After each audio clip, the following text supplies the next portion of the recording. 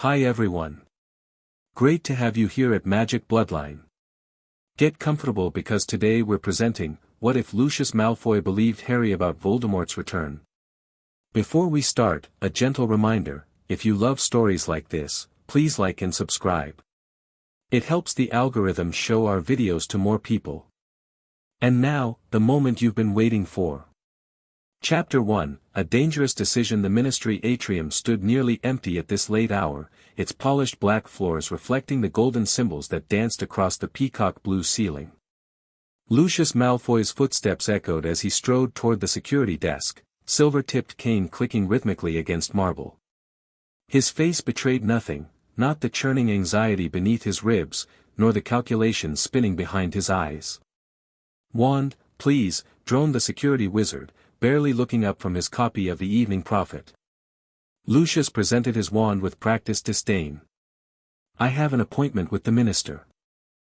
The headline caught his eye as the security wizard registered his wand, Potter, disturbed and dangerous.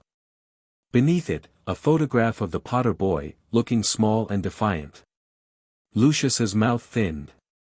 The ministry's campaign against the boy had been swift and vicious since his claims at the Triwizard Tournament, claims that Lucius knew, with sickening certainty, were true.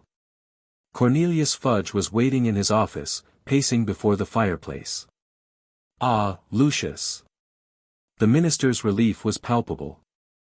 "Thank you for coming at such short notice." "Minister." Lucius inclined his head, unbuttoning his traveling cloak and draping it over a chair. "Your message sounded urgent." Quite. Fudge gestured for him to sit. "Dreadful business with Dumbledore." "Absolutely dreadful." Lucius arranged himself in the chair, positioning his cane carefully beside him. "I take it he's still insisting on his wild theories." "Worse." Fudge collapsed into his own chair. "He's brought the Potter boy to my office today, insisting I listen to his story again. As if I haven't heard enough about this supposed return of, well, you know." He shuddered, unable to speak the Dark Lord's name even when denying his existence. "Dumbledore's becoming dangerous, Lucius." Using his position to spread panic, undermining the ministry. Lucius let the minister ramble, offering occasional sympathetic murmurs while his mind raced. It had been 3 weeks since the Dark Lord had summoned his followers to that graveyard in Little Hangleton. 3 weeks of sleepless nights and careful maneuvering. 3 weeks of watching Narcissa's face grow more strained with each passing day, though she asked no questions, not yet. "What precisely did Potter say?" Lucius asked, interrupting Fudge's tirade. Fudge waved a hand dismissively. "The same nonsense. Claims you know who used his blood in some ritual.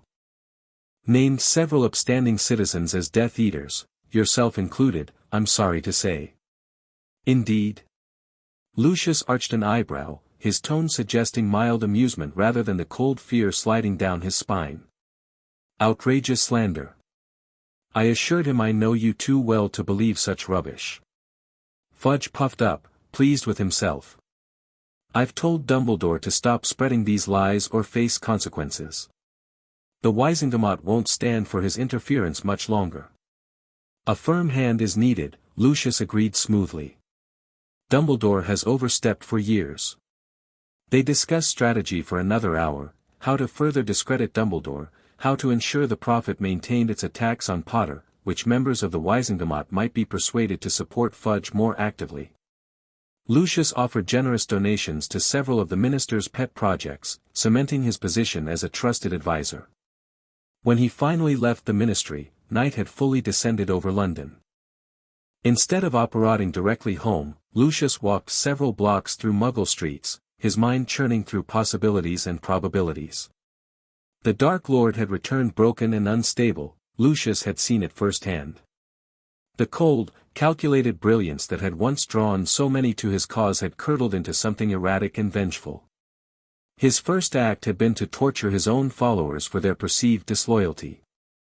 And Potter had escaped, again. Lucius stopped beneath a street lamp, watching Muggles hurry past, oblivious to the storm gathering above their world. He had spent 14 years rebuilding his life and reputation after the Dark Lord's fall, establishing himself as a power in wizarding Britain through wealth and influence rather than fear. Narcissa had flourished away from the shadow of war. Draco was growing into a young man with prospects and possibilities. All of that now balanced on a knife's edge. The Dark Lord would not forgive another failure. If Potter continued to elude him, if his plans met resistance, he would seek scapegoats among his followers. And Lucius had much further to fall than most. A decision crystallized in his mind, not born of courage or moral revelation, but of cold, clear-eyed assessment. Backing the Dark Lord had become the riskier gamble. Which meant, for the first time in his life, Lucius Malfoy needed to consider the unthinkable, hedging his bets against the Dark Lord's success. He operated home with a sharp crack.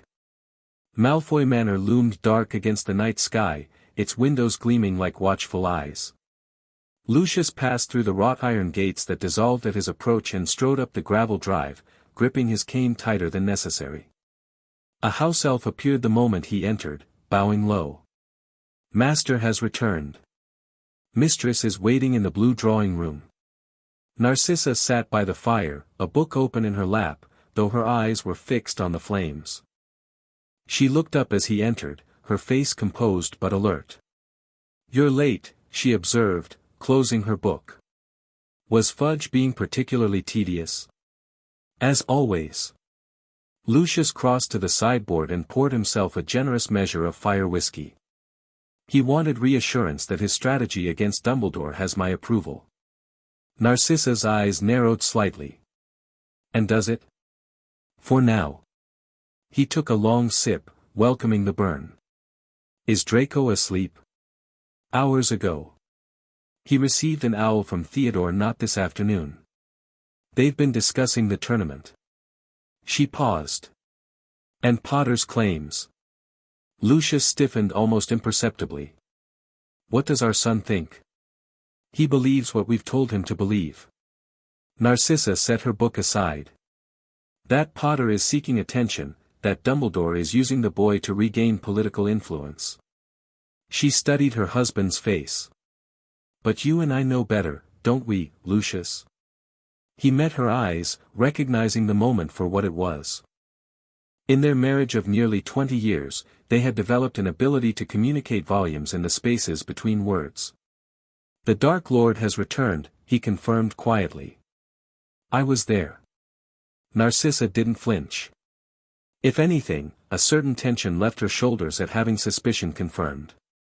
"And now we are caught between Fudge's willful blindness and the Dark Lord's expectations. A precarious position. One you seem unusually troubled by." Her voice remained soft, but her eyes never left his face. "What aren't you telling me, Lucius?" He crossed to the window, looking out at the moonlit gardens. "He's changed, Narcissa. The Dark Lord. Whatever magic restored him, he's more volatile. More prone to cruelty without purpose. He was always cruel. But with calculation. With intent." Lucius turned back to her. "What I saw in that graveyard was something else. He tortured Avery until the man could barely stand, for no strategic purpose. His obsession with Potter has only intensified." Narcissa absorbed this silently. "Then, you're worried he'll fail again?" "I'm worried about what happens to us if he does. Or if he succeeds, for that matter." Lucius drained his glass. "We've built something here, Narcissa. Power. Respect. A future for Draco." He set the glass down with deliberate care. "I won't see it destroyed by following a madman into the abyss." "What are you suggesting?" Her voice had dropped to barely above a whisper. "Nothing, yet." He moved to stand behind her chair, placing his hands on her shoulders. "But I may need to make certain arrangements. Insurance, you might say." Her hand came up to cover his. "Insurance that could get you killed if discovered. Which is why I'll need your help to ensure it isn't." He squeezed her shoulders gently. "Will you trust me in this?" Narcissa gazed into the fire for a long moment. I will help you protect our family, Lucius. Whatever that requires. It wasn't quite an answer to his question, but it was enough for now. Hogwarts Castle stood silhouetted against the dawn sky as Lucius approached the gates. He had sent no warning of his arrival, the fewer who knew about this meeting, the better. A solitary figure waited for him at the entrance, Severus Snape, his black robes blending with the shadows. This is unexpected, Snape said by way of greeting, his face revealing nothing. I need to see Dumbledore, Lucius replied. Privately. The headmaster is rather occupied these days, what with the ministry attempting to discredit him at every turn. Snape's dark eyes studied him. With your enthusiastic assistance, I understand. Nevertheless, he'll want to hear what I have to say. They stared at each other for a long moment before Snape inclined his head slightly. Follow me. They walked in silence through the empty corridors, the castle still sleeping around them. Lucius had always found Hogwarts unsettling, too many hidden corners, too much ancient magic humming in its walls. Today, it felt like the castle itself was watching him. Dumbledore was awake, of course. The old wizard sat behind his desk, looking unsurprised as they entered his office. Ah, Lucius. An unexpected pleasure. His blue eyes held no warmth. What brings you to Hogwarts so early in the morning? Lucius remained standing, declining the offered seat with a slight shake of his head. I wish to see Potter's memory of what happened in that graveyard. Silence fell. Dumbledore leaned back in his chair, studying Lucius over his half-moon spectacles. A curious request from someone who has been so publicly dismissive of the boy's claims. I have my reasons. I'm sure you do. Dumbledore gestured to Snape. Severus, perhaps you would excuse us? Headmaster, I don't think, thank you, Severus.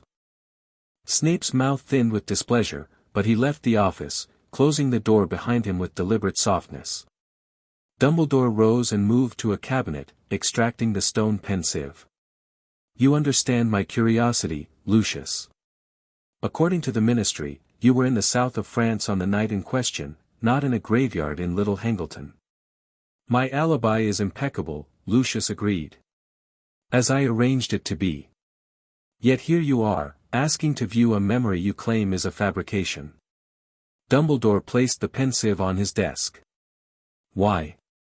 Perhaps I wish to better understand what I'm supposedly denying. Or perhaps, Dumbledore said quietly, you were there, and wished to see what Potter observed of your participation. Lucius didn't answer. The two men regarded each other across the desk, adversaries measuring each other's defenses. Finally, Dumbledore sighed. I will show you the memory, Lucius. But I warn you, these waters are deeper than you may realize. He touched his wand to his temple and drew out a silvery strand, placing it in the pensieve. The surface swirled, glowing with an eerie light.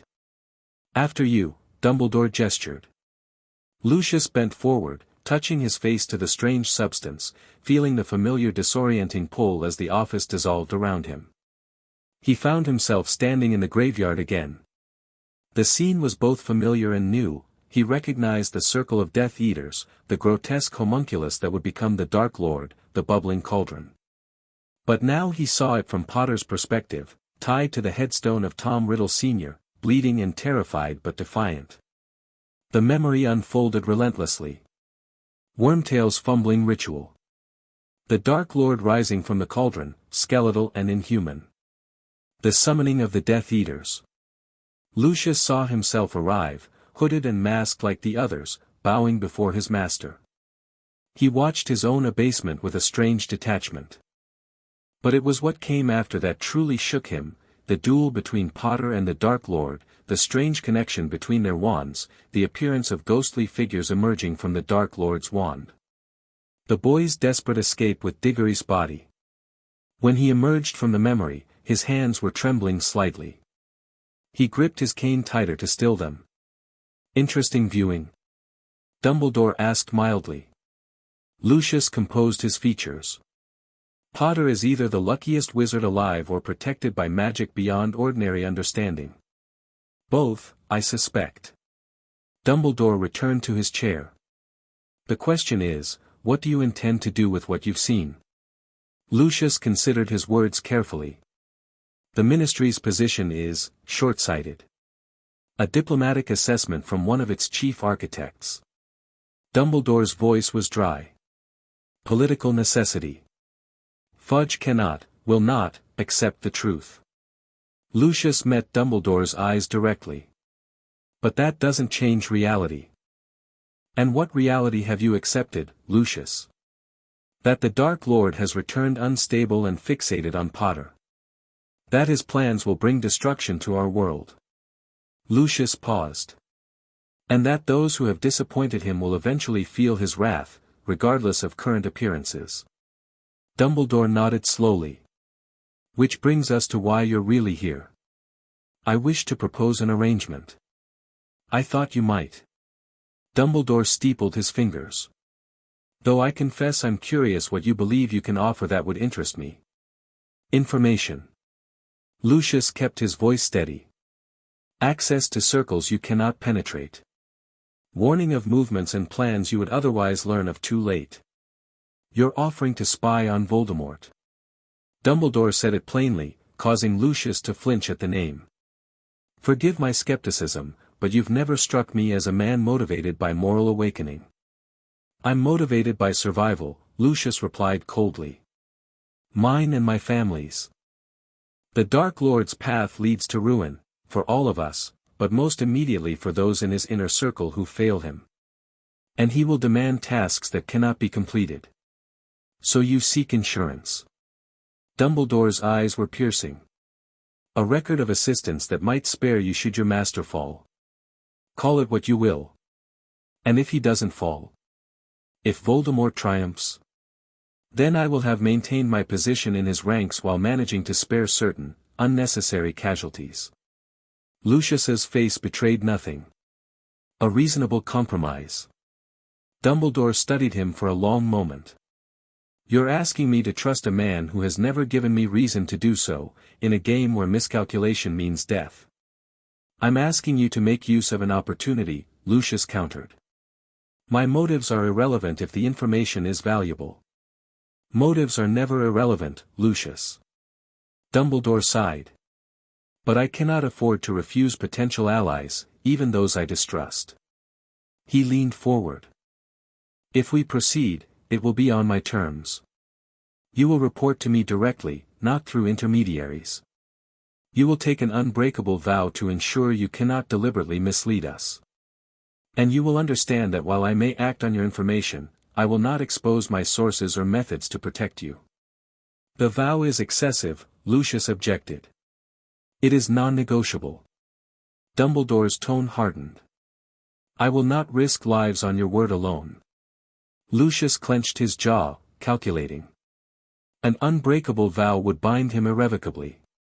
But without it, this meeting was pointless. Dumbledore would never trust any information he provided. Very well, he said finally. But the terms must be specific. I will vow not to deliberately provide false information about the Dark Lord's plans. Nothing more. And to refrain from revealing our arrangement to anyone not explicitly approved by both of us, Dumbledore added. Excepting my wife, Lucius said firmly. Narcissa must know. Dumbledore considered this. Provided she makes the same vow regarding secrecy. Lucius nodded curtly. When? Tonight. Return after midnight. Severus will stand as our bonder. Snape. Lucius frowned. I prefer as few people know of this as possible. Severus already serves the purpose you're volunteering for, Dumbledore said quietly. He has my complete confidence. Shock rippled through Lucius, quickly masked. Snape, a spy for Dumbledore? It seemed impossible. Yet it explained certain inconsistencies he'd observed over the years. Fine, he said tersely. Tonight, then. As he turned to leave, Dumbledore spoke again. Lucius. This path you've chosen, it will become more dangerous than you can imagine. There will come a moment when half measures no longer suffice, when you must decide what you truly stand for. Lucius didn't turn back. I stand for my family's survival, Dumbledore. Nothing more, nothing less. For your sake, I hope that's enough. The sky had darkened to deep twilight when Lucius returned to Hogwarts. This time, he approached with greater caution, using a disillusionment charm to avoid being seen. Snape met him at a side entrance, his face locked in its habitual scowl. "Follow me," he said without preamble. "The headmaster is waiting." They didn't go to Dumbledore's office, but to a small, disused classroom in the castle's east wing. Dumbledore stood by a window, gazing out at the grounds. He turned as they entered. "Ah, good. Shall we proceed?" Snape locked and warded the door with complex spells, adding silencing charms for good measure. Lucius watched with narrowed eyes. "I was surprised to learn of your true allegiance, Severus," he said carefully. Snape's expression didn't change. "Were you? How flattering to know my performance was convincing." "The Dark Lord trusts you." "The Dark Lord trusts no one," Snape replied. "He merely finds me useful. As does the headmaster." "And where do your actual loyalties lie?" Lucius pressed. "Where they have always been." Snape drew his wand. "Shall we begin?" Dumbledore nodded. "I've prepared the terms of our agreement, Lucius." He handed over a parchment. Lucius read it carefully, looking for traps or overreach. The vow was indeed specific. He would provide accurate information about the Dark Lord's plans when he had it. He would not deliberately endanger the Order of the Phoenix or its allies. He would maintain absolute secrecy about the arrangement except with those mutually agreed upon. He noted that the vow did not prevent him from continuing his Death Eater activities, nor did it bind him to Dumbledore's cause beyond the sharing of information. "Acceptable," he said finally, returning the parchment. "Then let us proceed." Dumbledore extended his hand. Lucius clasped it, feeling the old wizard's surprising strength. Snape placed the tip of his wand against their joined hands. "Will you, Lucius Malfoy, provide truthful and accurate information about Voldemort's plans and activities when such information comes into your possession?" Dumbledore asked. "I will." A thin tongue of flame shot from Snape's wand, winding around their hands like a red-hot wire. "Will you refrain from deliberately endangering members of the Order of the Phoenix or its allies through action or inaction when it is within your power to avoid doing so?" Lucius hesitated, considering the implications. "I will." A second flame joined the first. "And will you maintain absolute secrecy regarding our arrangement, speaking of it only to those we explicitly agree may know?" "I will." The third flame completed the binding, searing briefly before sinking into their skin and vanishing. Lucius withdrew his hand, flexing his fingers. He could feel the magic of the vow settling around him, a subtle constraint like an invisible chain. "Now," Dumbledore said, conjuring 3 chairs with a wave of his wand, "let us discuss what you know of Voldemort's current plans." Lucius sat, arranging his robes. "He's established headquarters at Knot Manor for now, though he intends to move frequently. His primary focus is obtaining the full prophecy from the Department of Mysteries. He believes it contains information crucial to destroying Potter." "Has he shared the contents of the prophecy with his followers?" Dumbledore asked. "Only that it exists and concerns him and Potter. He's convinced it holds the key to why his killing curse failed." Lucius paused. "He's ordered me to use my influence at the Ministry to learn how prophecies are protected and accessed." Dumbledore nodded. "And his other priorities?" "Recruiting his former followers. Establishing connections with the giants and werewolves. And," Lucius hesitated, "he's particularly interested in acquiring a certain weapon. Something he didn't possess before." "I see." Dumbledore exchanged a glance with Snape. "Has he mentioned the nature of this weapon?" "Only that it's hidden within the Ministry and will ensure his victory." Lucius's mouth thinned. The Dark Lord enjoys keeping his followers informed on a need-to-know basis. A trait common to many leaders, Dumbledore remarked mildly. What instructions has he given you specifically? To maintain my position with Fudge.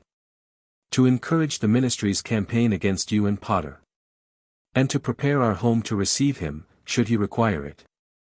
Snape's eyes narrowed at this last point. He intends to make Malfoy Manor a base of operations. Eventually, Lucius replied, unable to keep the tension from his voice. It offers certain advantages: isolation, extensive grounds, strong existing protections. And the opportunity to keep the Malfoy family under close observation, Dumbledore added. A mixed honor, I imagine. Lucius didn't respond to this. There's more. He's planning a mass breakout from Azkaban, Bellatrix, Rookwood, Dolohov, the others imprisoned after the First War. He needs their skills and their brutality. When? Not immediately. The Dementors must be turned first, and that requires care to avoid alerting the Ministry. Lucius leaned forward. Fudge's denial gives him the perfect cover. By the time the Ministry acknowledges the truth, he'll have assembled his forces.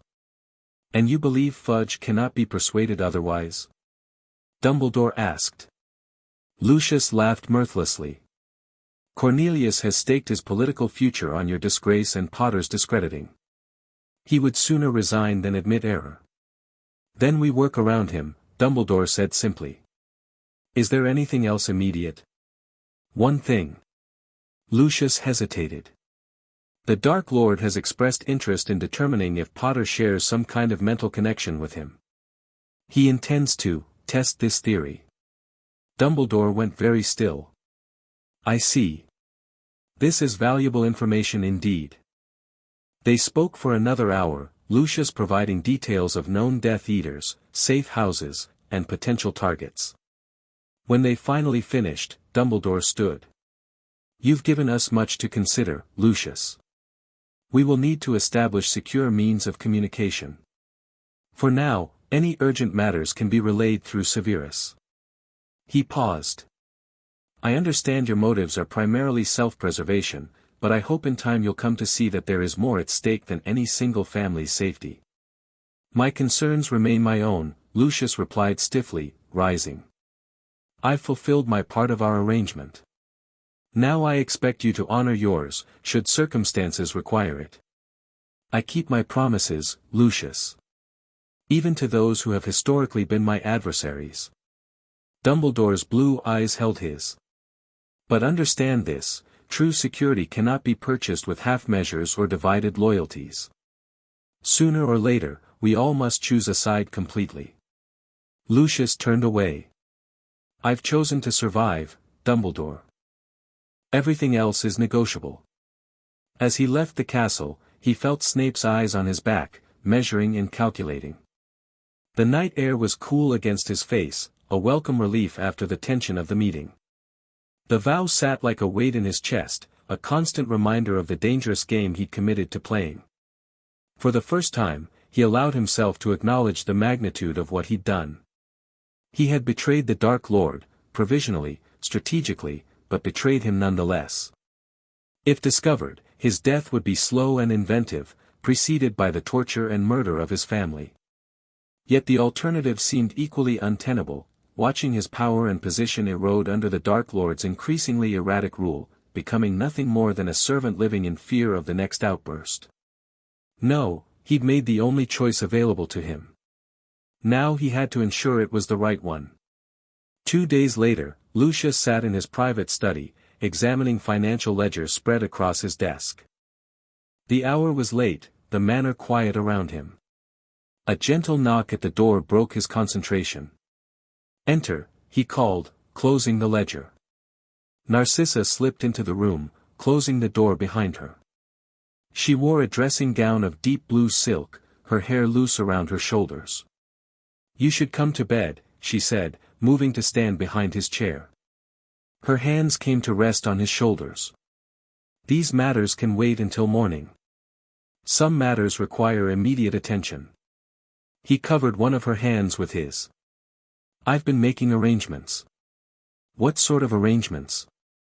Her voice was carefully neutral, but her fingers tightened slightly on his shoulder.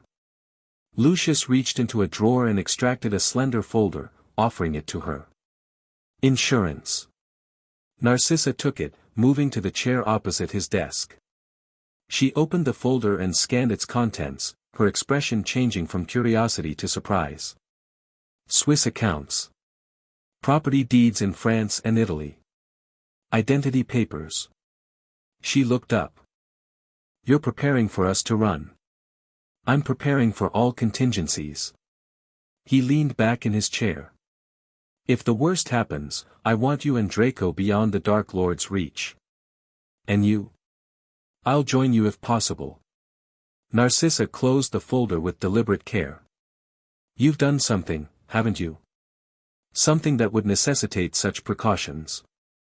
Lucius regarded her steadily, weighing how much to reveal. The Unbreakable Vow limited what he could say, but Dumbledore had agreed Narcissa could be informed.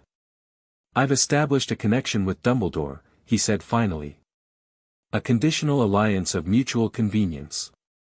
Her eyes widened fractionally, the equivalent of open shock from anyone else. To what end? Survival. He held her gaze. The Dark Lord's return puts us in an untenable position. His methods have become unpredictable. His obsession with Potter blinds him to other considerations. And you believe Dumbledore offers a better alternative? Her tone was skeptical. He has never looked favorably upon our family or our values. I believe in keeping options open, Lucius replied. If the Dark Lord succeeds, we maintain our position in his regime. If he fails. He gestured to the folder. We have evidence of assistance to the winning side, or the means to disappear. Narcissa was silent for a long moment, her elegant features giving nothing away. Then, you've taken an unbreakable vow, haven't you? He blinked, surprised by her perception. How did you know? Because Dumbledore would never trust your word alone. And because you've been touching your left wrist absently since I entered, a new habit. Her eyes narrowed. What exactly did you promise? To provide information on the Dark Lord's plans. To avoid deliberately endangering Dumbledore's people. To maintain secrecy. He spread his hands. Nothing that compromises our family's interests. Except that betraying the Dark Lord inherently compromises our safety, she countered. If he discovers your duplicity, he won't, Lucius said firmly. I've been concealing my true thoughts from powerful legilimens for decades. And the arrangement provides certain protections of its own. He paused. Dumbledore knows things, Narcissa. About Potter. About why the Dark Lord couldn't kill him. I believe he knows how this will end. And you want to be on the right side of that ending. She nodded slowly. Pragmatic, if extraordinarily dangerous. She rose and moved to the window, looking out at the moonlit gardens. Draco cannot know. He's too young, too impulsive. Agreed. She turned back to him. What does Dumbledore expect from me? He asked that you take a vow of secrecy. Nothing more. Very well. I'll do it. Her voice was calm, resolved. But Lucius, you must understand, this isn't a game where you can simply back the winning horse at the last moment. Eventually, you'll be forced to choose definitively. So Dumbledore said. He rubbed his temples. But that moment hasn't arrived yet. Narcissa crossed to him, taking his face between her hands. When it does, remember that nothing, not power, not position, not pride, matters more than our family's survival. Whatever you must do, whatever you must sacrifice, our son's life is the only true measure of success. He looked up into her eyes, seeing the fierce, unwavering determination there. I promise you, Narcissa. Whatever happens, I will protect Draco. And you. See that you do. She pressed a kiss to his forehead. Now come to bed. Tomorrow will bring its own complications. The summons came 3 nights later, his dark mark burning with sudden, searing intensity. Lucius was in his study again, corresponding with allies in the ministry. He hissed, clutching his forearm as the skull and snake writhed beneath his skin. Narcissa looked up from her book, instantly alert. Him. Yes. Lucius rose, already moving toward the cabinet where he kept his Death Eater robes and mask. I don't know how long I'll be gone. She followed him, helping him don the black robes with practiced movements. Be careful. Remember our contingencies. He cupped her cheek briefly, then slipped the mask over his face. The silver surface was cool against his skin, the eye holes limiting his vision to narrow slits. Then he turned on the spot and apparat, following the pull of the mark. He materialized on a windswept hillside, one of several dark figures appearing in a rough circle. At the center stood the Dark Lord, pale and terrible in the moonlight, his red eyes gleaming like coals. Beside him coiled Nagini, massive and watchful. My friends, Voldemort said, his high, cold voice carrying easily in the night air. You come when called. Most gratifying. Lucius bowed with the others, murmuring, My lord. I have summoned you to witness the first step in our return to power.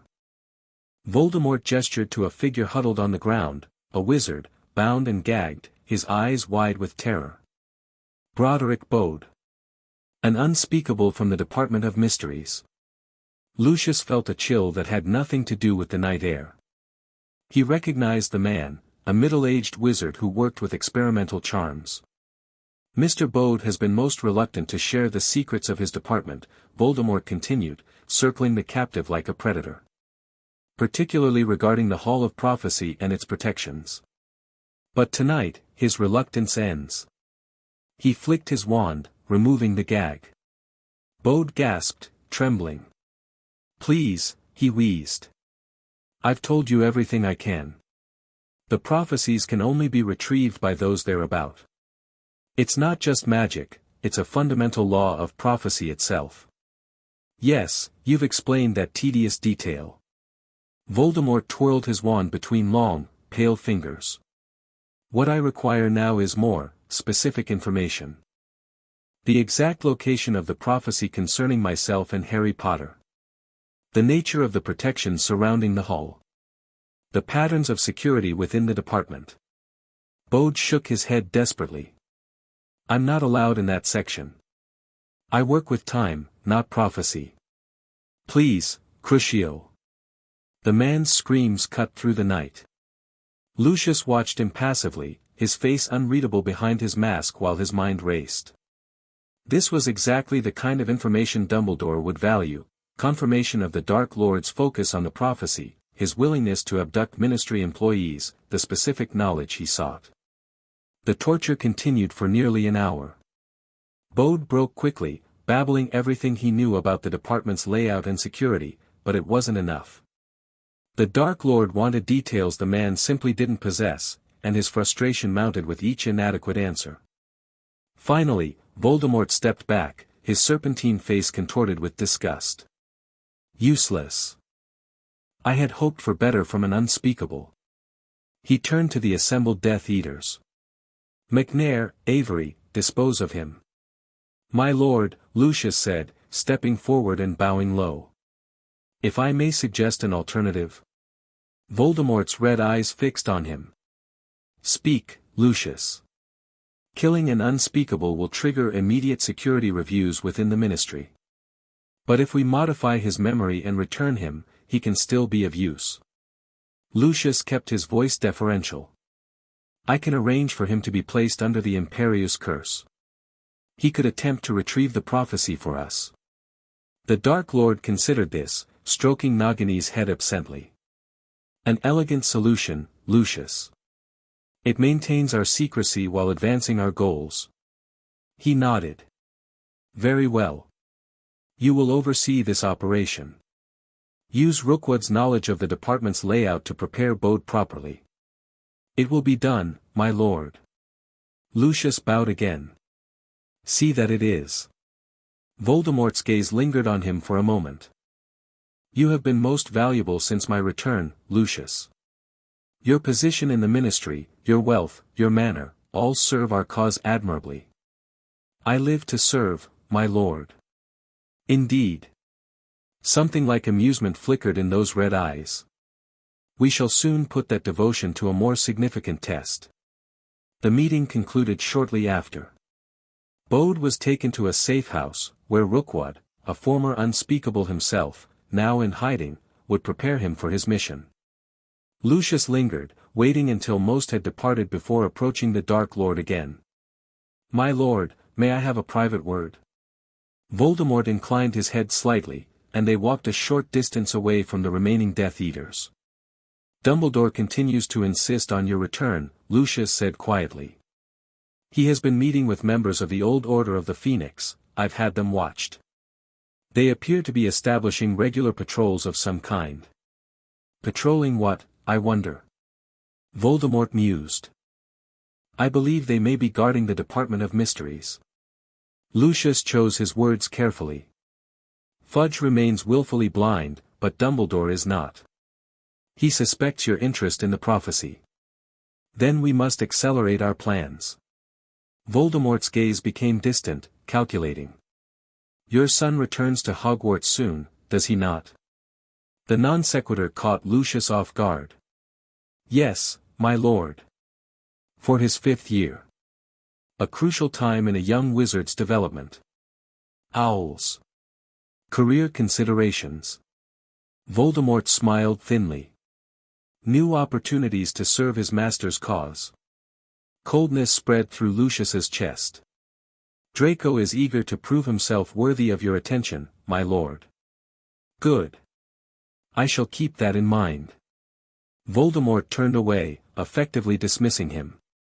Continue your work with Fudge, Lucius. Keep Dumbledore isolated and discredited. We move in shadow for now, but soon we shall step into the light. Lucius bowed and apparat away, reappearing at the boundaries of Malfoy Manor. He removed his mask with shaking hands, letting the cool night air touch his face. The Dark Lord's casual reference to Draco had not been accidental. It was a reminder, of his power, of what Lucius stood to lose if he failed. He had information now that could potentially save Bode and alert the Order to the Dark Lord's plans for the Department of Mysteries. But acting on it would increase his risk exponentially. Every move he made to undermine the Dark Lord brought his family closer to danger. Narcissa was waiting for him in their bedroom, a single lamp burning beside her as she sat up in bed. Well, she asked simply. He had an unspeakable. Wants information on the prophecies kept in the Department of Mysteries. Lucius began removing his robes. I convinced him to use the man rather than kill him outright. He'll be placed under Imperius and sent to retrieve the prophecy. You'll tell Dumbledore? Lucius nodded tersely.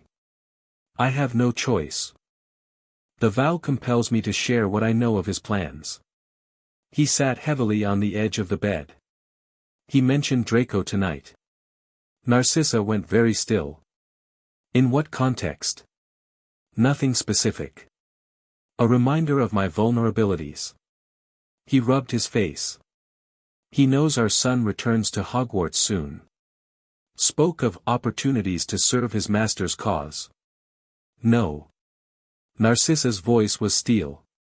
Draco remains untouched by this. That was our agreement when we followed him the first time. Agreements mean nothing to him now, Narcissa. Lucius turned to face her. We must prepare Draco without revealing what's happening. Strengthen his occlumency.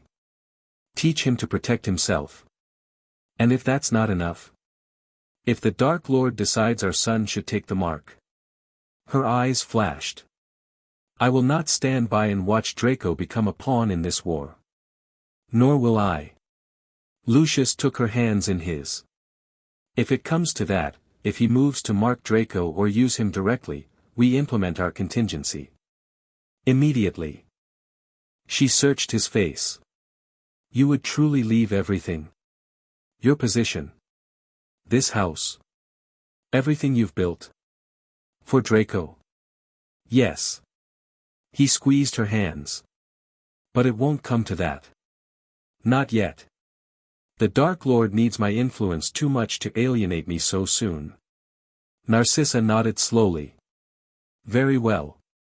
But I want your word, Lucius. The moment our son is directly threatened, we go. No hesitation, no second chances. You have my word. He sealed the promise with a kiss to her palm. Now I must contact Severus. There's no time to waste if Bode is to be saved. Lucius's warning came too late for Broderick Bode. By the time Dumbledore's people could act, the unspeakable had already been placed under the Imperious curse and sent to retrieve the prophecy. The protective enchantments had triggered, leaving Bode with severe magical brain damage. He was now in St. Mungo's, unable to speak or recognize his own name. A regrettable failure, Dumbledore said quietly. They were meeting in a small cottage on the Yorkshire moors, neutral ground, heavily warded against detection. Rain lashed against the windows, driven by a howling wind that masked their conversation from any potential eavesdroppers. Regrettable but informative, Snape countered, warming his hands before the fire. We now have confirmation that the prophecies can only be retrieved by those they concern. And that the Dark Lord is willing to sacrifice pawns to test those protections, Lucius added. He stood by the window, watching the storm. He'll try again. Different approaches, different pawns. Including your son, perhaps? Dumbledore asked mildly. Lucius stiffened. What do you mean? Merely that Voldemort often uses family members to ensure loyalty. Dumbledore's blue eyes were penetrating. Draco returns to Hogwarts in 2 weeks. He would have certain access that adult Death Eaters lack. The Dark Lord hasn't moved in that direction. Yet. Lucius turned from the window. If he does, our arrangement changes. How so? My cooperation becomes conditional on your guarantee of Draco's safety. Dumbledore sighed. I cannot guarantee any student's complete safety, Lucius, especially one whose father serves Voldemort, willingly or otherwise. But I will do what I can to protect him from being used. Not good enough. It is all I can honestly offer. Dumbledore held his gaze steadily. But consider this, the more you help us now, the sooner this war ends. The sooner your son is beyond Voldemort's reach. Lucius looked away first. What do you need from me now? Information on the planned Azkaban breakout. Timing. Methods. Which Death Eaters Voldemort considers most valuable. He hasn't shared specific timing yet. The Dementors are being turned gradually, negotiations conducted by McNair and Travers. But it will happen before winter. Lucius tapped his cane against the floorboards. Bellatrix is his priority. Then Dolohov, Rookwood, Mulciber. The most vicious, the most skilled. And the most loyal, Snape murmured. Indeed. Lucius's mouth twisted. He speaks of Bellatrix with particular anticipation. I believe he intends to use her fanaticism as an example to the rest of us. No doubt. Dumbledore stroked his beard thoughtfully. Can the breakout be prevented? Not with the Ministry in its current state of denial, Lucius said flatly. Fudge refuses to even consider increasing security at Azkaban. Any suggestion that the Dementors might defect is dismissed as, and I quote, Dumbledore's fearmongering. Then we must prepare for the aftermath, Dumbledore decided. Ensure the Order is ready to track and contain these Death Eaters once they're free. Good luck with that, Lucius said dryly. Bellatrix alone is more dangerous than most of your Order combined.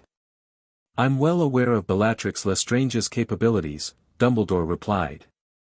And her particular brand of devotion to Voldemort. The meeting continued for another hour, discussing contingencies and information channels. As they prepared to leave, Dumbledore held Lucius back. There's something else you should know, he said quietly. Something concerning Harry Potter. Lucius raised an eyebrow. What about the boy? Voldemort's interest in testing a possible mental connection is well-founded. There appears to be a link between them, one that allows Harry glimpses into Voldemort's mind, particularly when emotions run high. A two-way connection? Lucius asked sharply. Potentially. Dumbledore's expression was grave. I've arranged for the boy to study occlumency with Severus, but it's imperative that Voldemort remains unaware of this connection until Harry can protect himself. Why tell me this?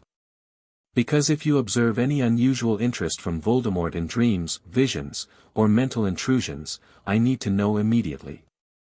Dumbledore held his gaze.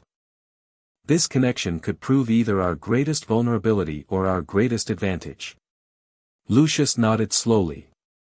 I'll watch for signs. As he prepared to apparate home, Lucius found himself dwelling on this new information. A mental connection between Potter and the Dark Lord, the implications were staggering. If the Dark Lord could access Potter's mind, see through his eyes, the boy would become a liability to Dumbledore's entire operation. And if Potter could see into the Dark Lord's mind in return.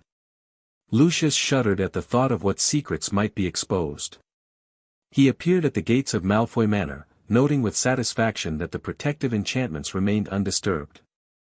As he walked up the gravel drive, he spotted Draco flying above the gardens, practicing Quidditch maneuvers on his Nimbus 2001. The boy executed a perfect sloth grip roll, hanging upside down from his broom to avoid an imaginary bludger.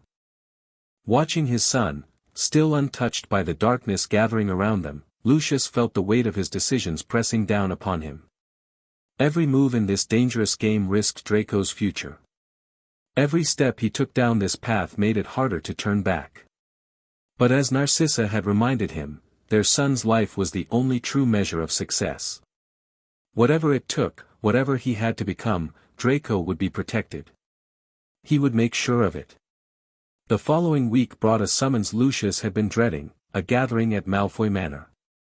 The Dark Lord had decided to make use of the property's extensive grounds and formidable protections for an important meeting.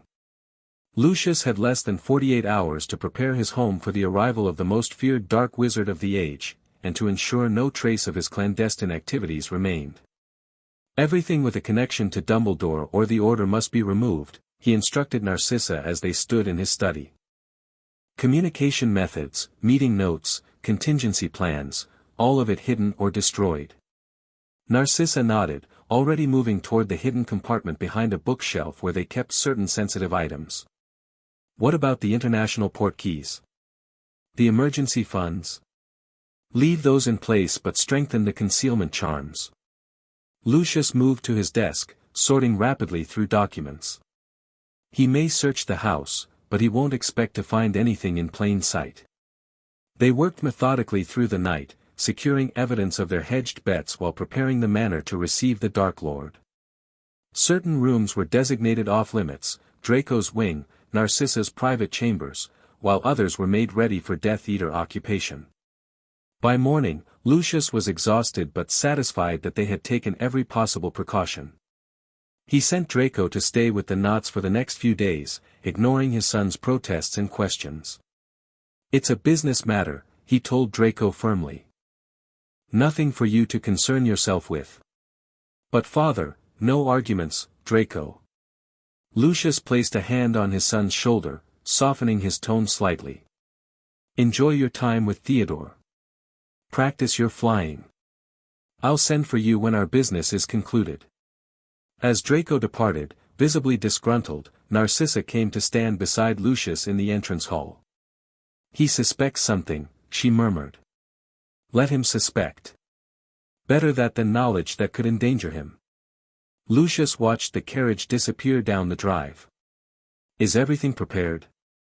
Yes. The East Wing is ready for our guest. The meeting room has been arranged as requested. She hesitated. Lucius, if he uses legilimency on you, he won't find anything I don't want him to see. Lucius turned to her. Remember your occlumency. Focus on your loyalty to the family, your desire for our world to be purified of Muggle influence. Show genuine emotions, they're more convincing than fabricated thoughts. Narcissa nodded, her face composed but her eyes betraying her anxiety. And if something goes wrong? The emergency port key is in your jewelry box. If necessary, use it.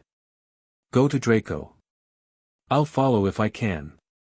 She touched his face briefly. Be careful, Lucius. He sees more than most. The Dark Lord arrived at sunset, operating directly into the manor's grounds despite the powerful wards that should have prevented such entry. It was a deliberate display of power, a reminder that normal rules and protections meant nothing to him. Lucius and Narcissa waited in the entrance hall, bowing low as he entered. Nagini slithered in behind him, her massive form moving sinuously across the marble floor. Lucius. Narcissa. Voldemort's high, cold voice echoed in the vaulted space. Your home is impressive. A fitting headquarters for our operations. We are honored, my lord, Lucius murmured. Indeed. Voldemort's red eyes surveyed the hall, taking in the ancestral portraits, the gleaming silver fixtures, the subtle displays of wealth and power. Show me where we will meet. Lucius led the way to the grand drawing room, where a long table had been placed before the ornate fireplace. Voldemort walked the perimeter of the room slowly, trailing skeletal fingers along the walls, seeming to test the very magic of the house itself. Yes, he said finally. This will serve. He turned to Narcissa. You have house elves, I presume? Of course, my lord. Good. Our gathering will require refreshment. His lipless mouth curved in what might have been a smile. You may go, Narcissa. I would speak with your husband alone. She bowed and withdrew, her steps measured and graceful despite the clear dismissal. When the door closed behind her, Voldemort turned to Lucius. Walk with me, he commanded, moving toward the French doors that led to the gardens. They strolled in silence for several minutes, Nagini gliding alongside them through the immaculate hedgerows and flowering beds. The summer evening was warm, the sky painted in shades of orange and purple as the sun descended. Your son is not here, Voldemort observed eventually. I thought it prudent to send him to the knots while we conduct our business, Lucius replied carefully. He is young yet, and eager. I feared he might intrude where he shouldn't. Prudent indeed. Voldemort stopped beside a fountain, watching the play of water with apparent fascination. Youth is impetuous. Unformed. Yet it holds such potential. Lucius said nothing, waiting for the real purpose of this conversation to emerge.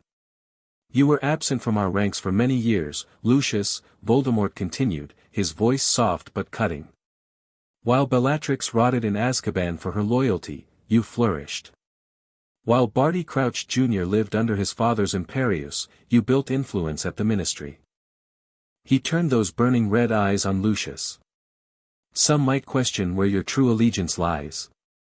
My loyalty has never wavered, my lord, Lucius said smoothly. I maintain my position and wealth to serve your return. Had I followed Bellatrix's path, I would be useless to you now. Cunning words. Slytherin to the core. Voldemort studied him. Yet I find myself wondering, if our young Mr. Potter had not escaped me in the graveyard, if my return had been accompanied by his immediate death, would you have so readily returned to my side? The question was dangerous, a trap with no safe answer. Lucius chose his words with extreme care. I would have recognized your power and authority regardless of the boy's fate, he said. As I do now, despite his continued survival. A diplomatic answer. Voldemort resumed walking. But I require more than diplomacy, Lucius. I require absolute devotion. You have it, my lord. Do I? Voldemort stopped again, turning to face him fully. Then you will not object to hosting our operations here indefinitely. To opening your home, your vaults, your resources to our cause without reservation. Of course not, my lord.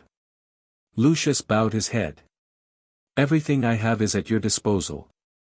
Everything, Voldemort repeated softly. Including, perhaps, your son. Lucius felt a chill that had nothing to do with the evening air. Draco is young yet, but eager to serve when the time is right. I shall be the judge of when that time comes. Voldemort turned away. The others will arrive shortly. See that they are properly received. As the Dark Lord glided back toward the house, Lucius remained in the garden, struggling to master his emotions. The threat to Draco had been explicit this time, no longer a vague reference but a clear statement of intent. Sooner or later, the Dark Lord would demand his son's service, perhaps even his marking. And when that moment came, Lucius would have to make the choice he'd been avoiding, his loyalty to the Dark Lord, or his promise to protect Draco at all costs. For now, though, he had a gathering to host. He straightened his robes and followed the Dark Lord inside, his mask of loyal servitude firmly in place. The Death Eaters began arriving an hour later, Knott, Crabbe, Goyle, Avery, McNair, and others, operating to designated points in the grounds and being escorted inside by house elves. Narcissa played the perfect hostess, offering wine and refreshments with gracious poise that revealed none of her inner tension. The meeting itself was brutal in its clarity. The Dark Lord laid out his immediate priorities: the prophecy, the Azkaban breakout, infiltration of key ministry departments, and targeted killings of those who might rally resistance. Dumbledore's influence must be contained, Voldemort declared. His access to Potter limited. The boy represents a symbol around which opposition might gather. The Ministry's campaign against them both continues effectively, my lord, Lucius reported. Fudge has blocked Potter's correspondence, restricted his movements. Dumbledore's position on the Wisengamot is increasingly precarious. Good. But not enough. Voldemort's gaze swept the table. We must isolate Potter completely. Make him doubt himself, his protectors, his own sanity. He turned to Avery. Your son attends Hogwarts. As do yours, Knott, Crabbe, Goyle. They will be instructed to watch Potter, report his movements, his associations, his vulnerabilities. The men nodded eagerly, pleased to have their children contribute to the cause. Lucius maintained his impassive expression with effort, grateful that Draco wasn't present to be directly included in these instructions. The meeting continued past midnight, assignments distributed, timelines established. When it finally concluded, most of the Death Eaters departed, but a few, Knott, Avery, McNair, were invited to stay as guests in the manor. Lucius escorted them to their rooms before seeking out Narcissa, who had withdrawn to their private chambers hours earlier. He found her sitting by the window, still fully dressed, staring out at the moonlit grounds. How bad? She asked without turning. Bad enough. He crossed to the liquor cabinet, pouring himself a generous measure of fire whiskey. The Dark Lord intends to use children as spies within Hogwarts. Knott's son, Crabbe and Goyle's boys. But not Draco. Not yet. Not directly. But it's coming, Narcissa. Lucius drained his glass in one swallow. He made that clear. She turned to face him, her expression resolute. Then we must prepare. Draco needs to understand the danger without knowing its source. What do you suggest? Let me handle that, she said. A mother's warnings about safety at school will seem less suspicious than sudden caution from you. Lucius nodded, trusting her judgment. The Dark Lord intends to use the manor as a base of operations indefinitely. We'll have Death Eaters coming and going regularly. Which makes your communication with Dumbledore significantly more difficult. Narcissa rose, moving to stand before him. You'll need to be extremely careful. I always am. He took her hands in his. We should send Draco back to school a few days early if possible. The less time he spends here with the Dark Lord in residence, the better. I agree. She searched his face. You look exhausted. Come to bed. Whatever schemes need planning can wait until morning. He allowed her to lead him to bed, but sleep proved elusive. The Dark Lord was now effectively living under his roof, watching his every move, testing his loyalty. Any misstep, any hint of his arrangement with Dumbledore, would mean death for him and his family. Yet he had information now that could save lives, details of planned attacks, names of targets, timelines for the Azkaban breakout. Information he was bound by the unbreakable vow to share. The risk had just increased exponentially. But so had the stakes. Dawn found Lucius in his study, penning a carefully coded letter ostensibly to a business associate in London. To most eyes, it contained nothing but mundane financial matters. But to Severus Snape, who possessed the enchanted parchment needed to reveal its true contents, it detailed everything Lucius had learned at the previous night's gathering. He sealed the letter with the Malfoy crest, then summoned a house elf. "Take this to the Olary. Use the spotted eagle owl, he's fastest." Lucius handed over the letter. "And tell no one of this errand, understood?" The elf bowed low. "Yes, master." "Dobby tells no one." As the elf disappeared with a crack, Lucius moved to the window, watching the first light touch the grounds of Malfoy Manor.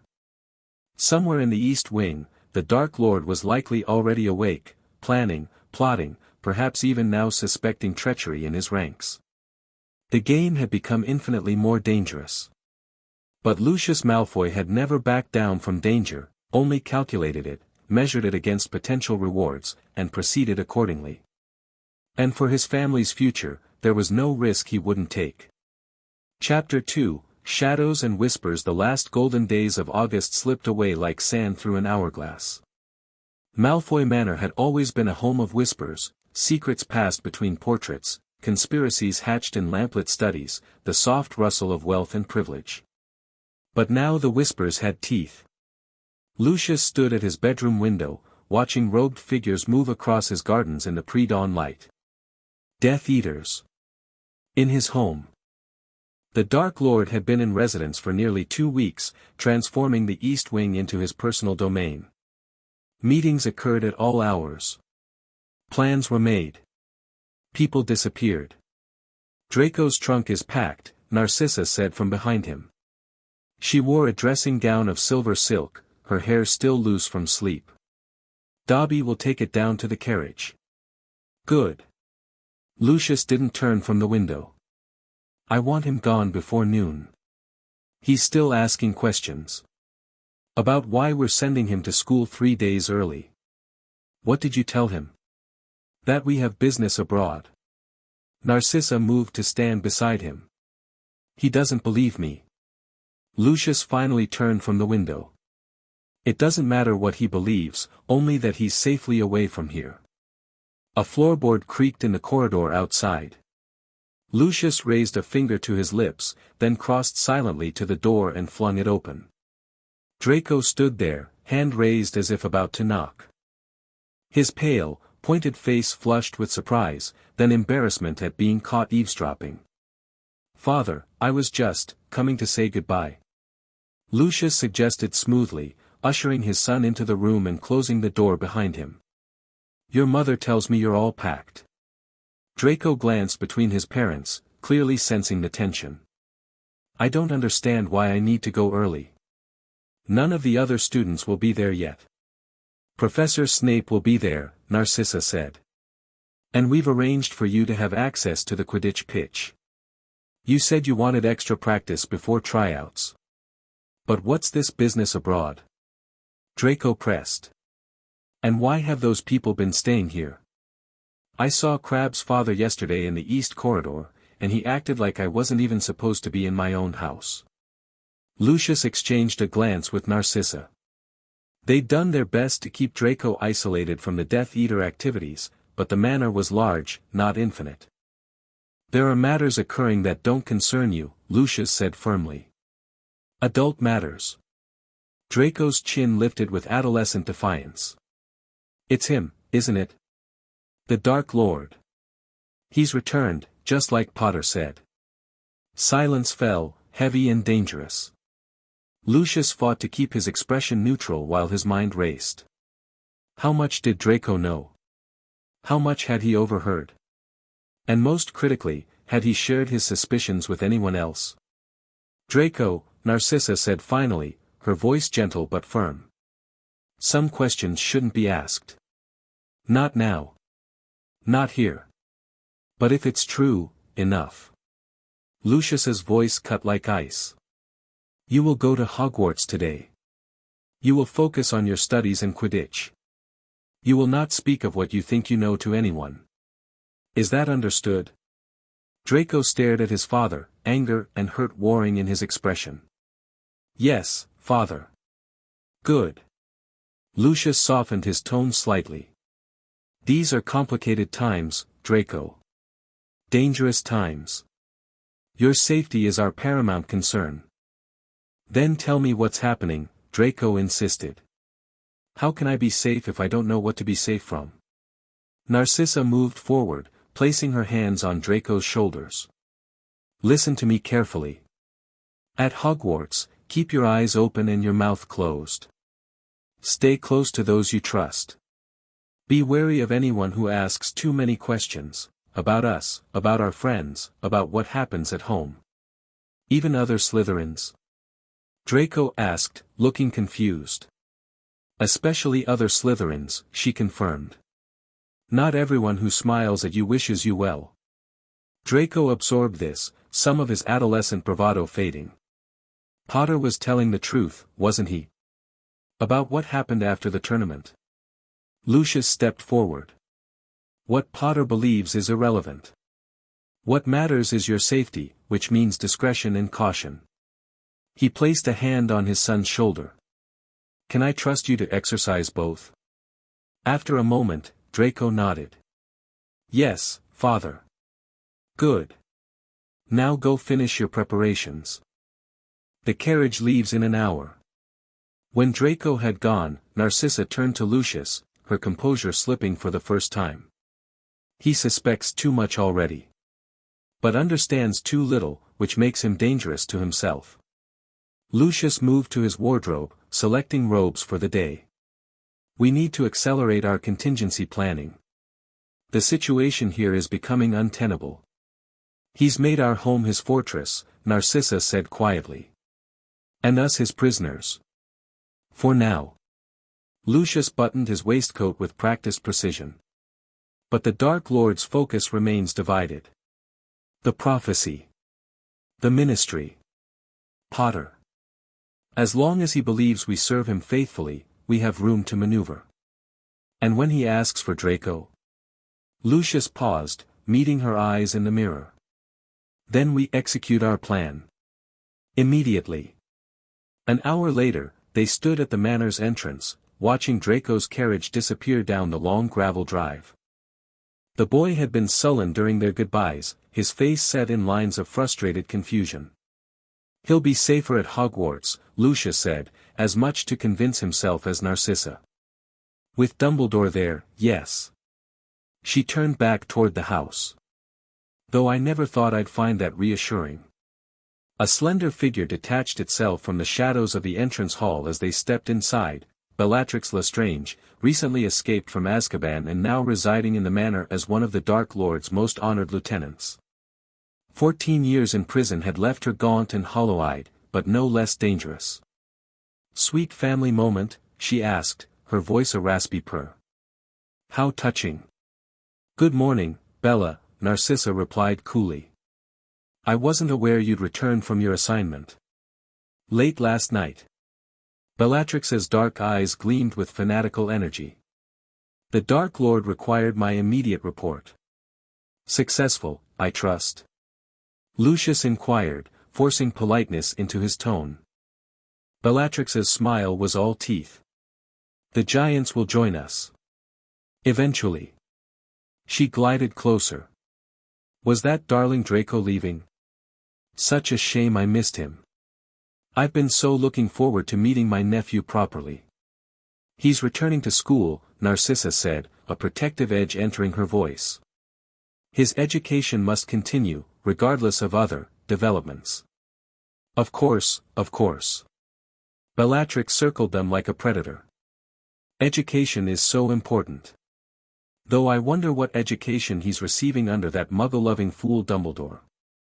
She stopped, fixing Lucius with her intense gaze. The Dark Lord wishes to see you, Lucius. In the drawing room. Now. With that, she swept away, her black robes trailing behind her like tendrils of smoke.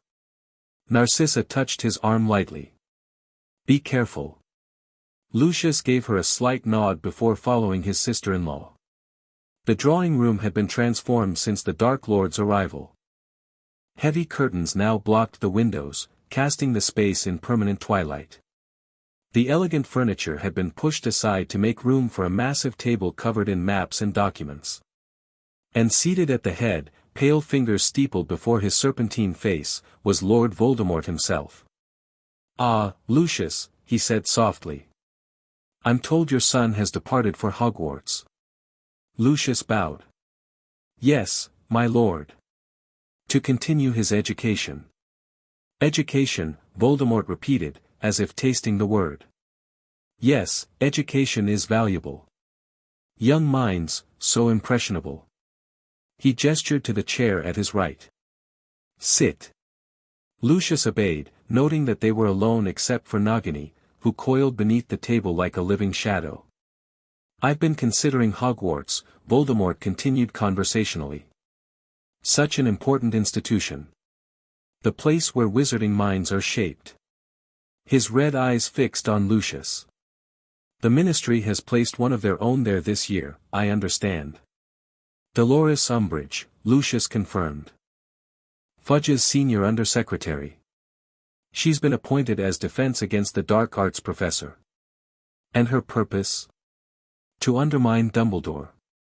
To report on his activities. To ensure the students are taught a ministry-approved curriculum that denies your return. Voldemort's lipless mouth curved in a cold smile. Excellent. Fudge's denial serves us well. This Umbridge, is she competent? She is dedicated to Fudge and hates Dumbledore, Lucius replied carefully. She's ruthless in pursuing her goals, but lacks subtlety. A blunt instrument, then. Useful in its way. Voldemort tapped his fingers on the table. I want you to establish a relationship with her. Friendly support. Guidance. Let her believe she has an ally in you against Dumbledore. Of course, my lord. Meanwhile, I have a more important task for you. Voldemort rose, moving to the map of the ministry that hung on the wall. The Department of Mysteries. Our efforts to obtain the prophecy have thus far been unsuccessful. Lucius tensed internally. The Dark Lord's failures were dangerous topics. The protections are formidable, my lord. After Bode's incident, security has been increased. So I've been informed. Voldemort traced a skeletal finger along the map. Which means we must pursue an alternative approach. One that exploits the prophecy's fundamental nature. My lord.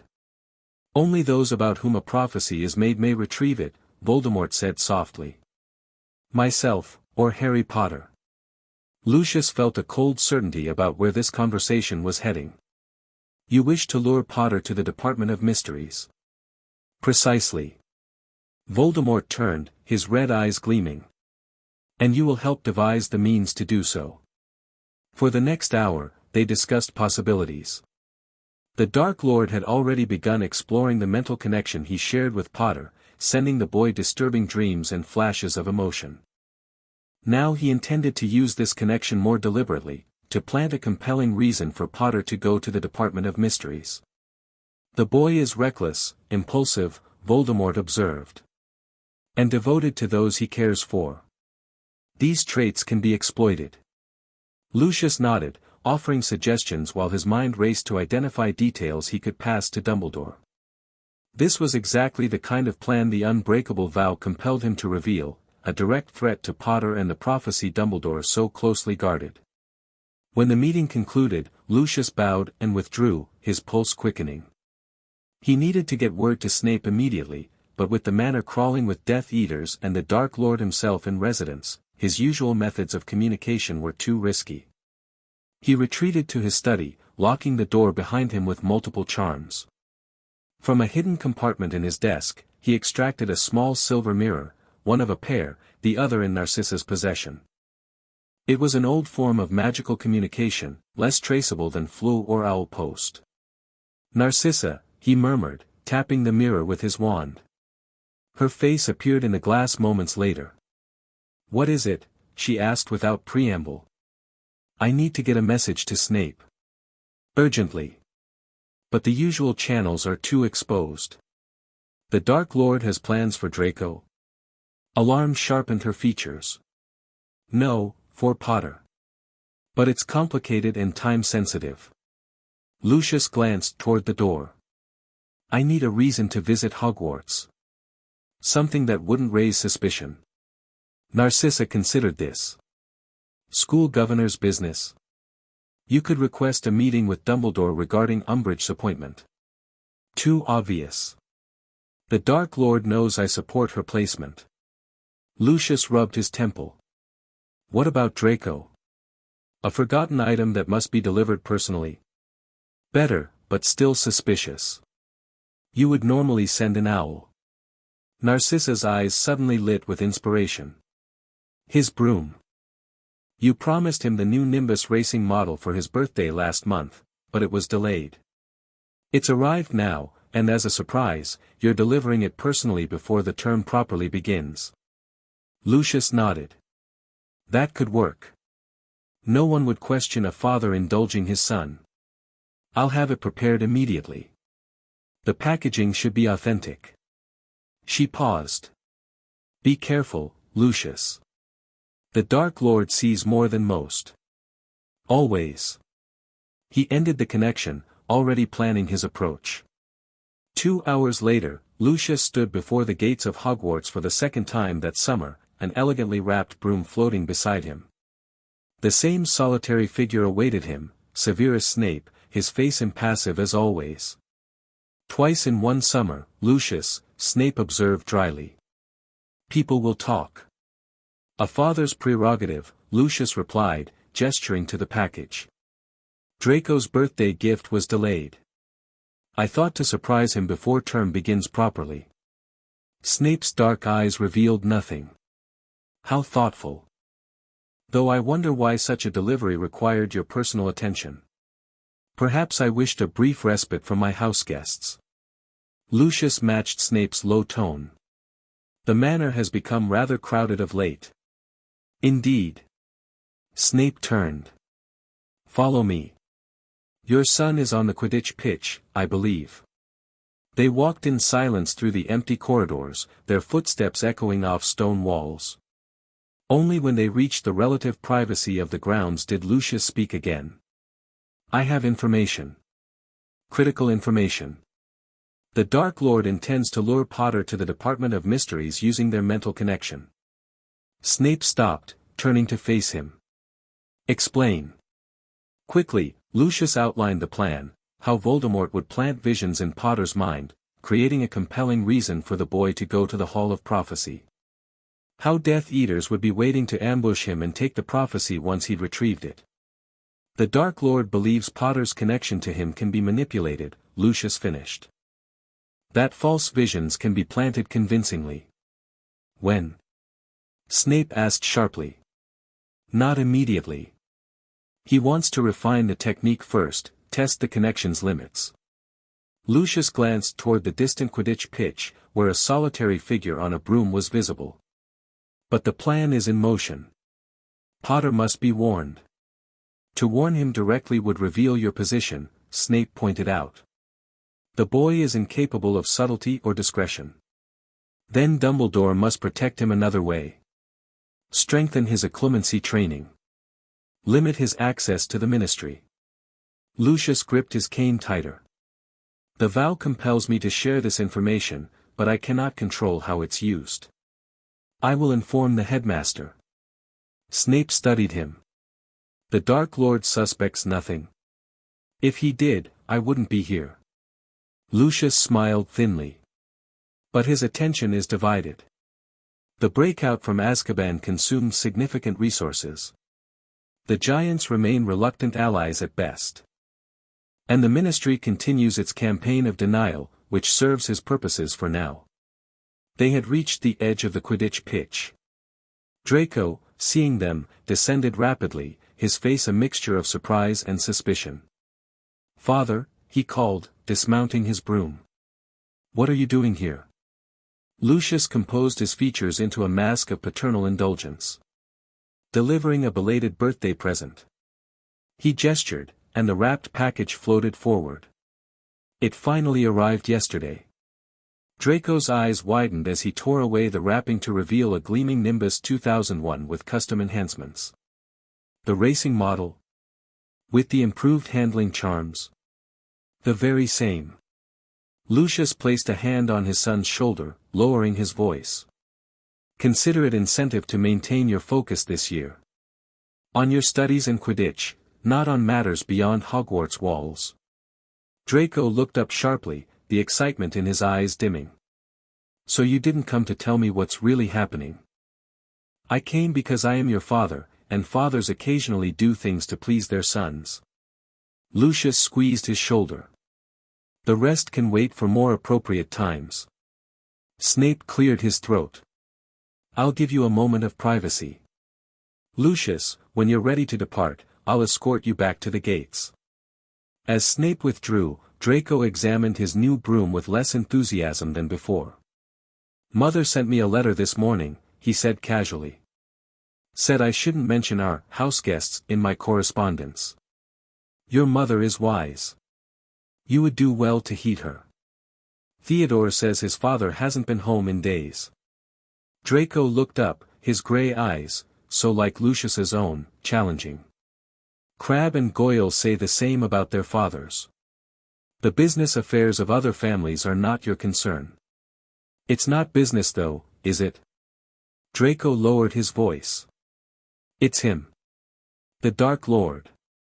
Potter was telling the truth all along." Lucius glanced around the empty pitch, then cast a quick Muffliato charm. "Listen carefully, Draco, because I will only say this once. Yes, the Dark Lord has returned. Yes, he has called his followers to him. And yes, our family is in a precarious position because of it." Draco's face paled. But that's good, isn't it? His return. "You always said, what I said and what is reality are sometimes different things," Lucius interrupted sharply. "The Dark Lord's return brings complications. Dangers. Especially to those closest to him. I don't understand." "You don't need to understand. You need to be safe." Lucius gripped his son's shoulders. "And that means discretion. Focus on being a student. Excel at your classes. Win at Quidditch. Build alliances with the right people. But do not draw attention to yourself regarding matters beyond these walls." Confusion and fear warred in Draco's expression. "You're scaring me, father." "Good. Fear keeps us alert. Keeps us alive." Lucius softened his tone. "I've made certain choices to protect our family, Draco. Difficult choices. All I ask is that you trust me, and that you follow your mother's guidance in all things." After a moment, Draco nodded. "All right, father." Lucius removed the Muffliato charm. "Now, show me what that broom can do before I depart." For the next 20 minutes, he watched his son soar above the pitch, performing increasingly complex maneuvers on the new broom. The boy's natural grace in the air reminded him painfully of Narcissa in her youth, before responsibilities and dangers had grounded them both. When it was time to leave, Lucius embraced his son briefly, a rare gesture that seemed to surprise Draco as much as it did himself. "Remember what I said," he murmured. "Focus on being a student. Nothing more." Snape was waiting at the edge of the pitch. As they walked back toward the castle, the potions master glanced at him sidelong. "You've warned him." "In the vaguest possible terms," Lucius replied. "He needs to understand enough to be cautious without knowing enough to be dangerous." "A difficult balance with teenagers," Snape observed. "They believe they know everything while understanding nothing." "Speaking from your vast experience with parenting, Severus?" Lucius asked dryly. From my vast experience with idiotic students who rush headlong into danger, Snape countered. Potter being the prime example. Then you understand why I'm concerned for Draco. Lucius paused as they reached the entrance hall. There's more. The Dark Lord expressed interest in using the children of his followers at Hogwarts, as eyes and ears, for now. But it could develop into more. He's recruiting students. Snape's voice sharpened. Not actively. Not yet. Lucius glanced around to ensure they were alone. But he's directed Nott, Crabbe, and Goyle to have their sons report on Potter's activities. It's a small step from observation to action. I'll watch them, Snape promised. And Draco? No direct instructions regarding my son. Yet. Lucius's mouth tightened. I believe he's saving Draco for something specific. A test of my loyalty, perhaps. A reasonable assumption. Snape studied him. What will you do when that test comes? Whatever necessary to protect my son. Lucius met the other man's gaze directly. Make sure Dumbledore understands that. My cooperation has limits. I'll convey your message. Snape's expression revealed nothing. Though I doubt it will surprise him. They reached the gates. Before departing, Lucius turned to Snape one last time. Tell Dumbledore something else as well. The Dark Lord's mental intrusions into Potter's mind will only intensify. If the boy cannot master occlumency, he should be isolated, from information, from people who matter to him, from anything the Dark Lord might exploit. Isolation may not be practical. Potter has a disturbing tendency to involve himself in matters regardless of instructions. Then find another solution, Lucius said sharply. Because if the Dark Lord succeeds in luring Potter to the Department of Mysteries, I will be expected to be there. To fight. To capture the boy. Perhaps even to kill him. And would you? Snape asked quietly. To maintain your cover. Lucius didn't answer immediately. I've done many things I'm not proud of, Severus. But I draw the line at murdering children. Even to save your own son. That's a question I pray I never have to answer. Lucius adjusted his gloves. Good day, Severus. Keep my son safe. With that, he turned and walked through the gates, disapparating the moment he passed the school's boundaries. Autumn descended on Wiltshire, painting Malfoy Manor's grounds in golds and crimsons. But inside, the atmosphere grew only darker. Death Eaters came and went at all hours. Meetings ran late into the night. The Dark Lord's temper grew increasingly volatile as the Ministry continued to deny his return, complicating his plans. Lucius walked a treacherous line. In public, he maintained his position as Fudge's trusted advisor and generous benefactor. At home, he served the Dark Lord with apparent devotion. And in stolen moments, a brief conversation with Snape during a Ministry function, a coded letter carried by an inconspicuous owl, a carefully worded message passed through multiple intermediaries, he fed information to Dumbledore. Narcissa proved invaluable in this dangerous game. While the Death Eaters discounted her as merely Lucius's elegant, aristocratic wife, she observed everything, conversations overheard while serving tea, papers glimpsed while arranging flowers, whispered conversations between guests in corridors. Her perfect pureblood manners made her practically invisible to men like Dolohov and McNair, who spoke freely in her presence as if she were furniture. Rowell and Travers are to break into Ollivander's next week, she murmured one night as they prepared for bed, their room secured with privacy charms. The Dark Lord wants the Wandmaker for questioning. About what? Something about brother wands. Connected cores. Narcissa brushed her long hair with practiced strokes. He believes Ollivander has knowledge that could help him overcome his difficulty with Potter's wand. Lucius made a mental note to include this in his next communication with the Order. Anything else? Bellatrix has been tasked with training the younger recruits in the Unforgivables. Her brush paused mid-stroke. They're using Muggle vagrants. Bringing them to the cellars. Lucius closed his eyes briefly. I'll strengthen the silencing charms on the west wing. That's all you have to say. Narcissa set down her brush with deliberate care. There are people being tortured and murdered beneath our home, and you're concerned about silencing charms? What would you have me do? Lucius turned to her, tension evident in every line of his body. Object? Intervene. That would mean our deaths, Narcissa. And Draco's. I know that. She moved to the window, staring out at the moonlit gardens. But each compromise makes the next easier. Each atrocity we ignore blurs the line between necessity and complicity. Lucius joined her at the window, placing his hands on her shoulders. I'm doing everything I can. The information we provide saves lives. But not those muggles in our cellar. No, he admitted. Not them. She leaned back against him, her voice barely audible. I fear what we're becoming, Lucius. What this is doing to us. To our family. It won't be forever, he promised, though they both knew it was an empty reassurance. Once the prophecy is secured, once Potter is dealt with, the Dark Lord's focus will shift. He'll turn his attention to the ministry, to consolidating power. And then what?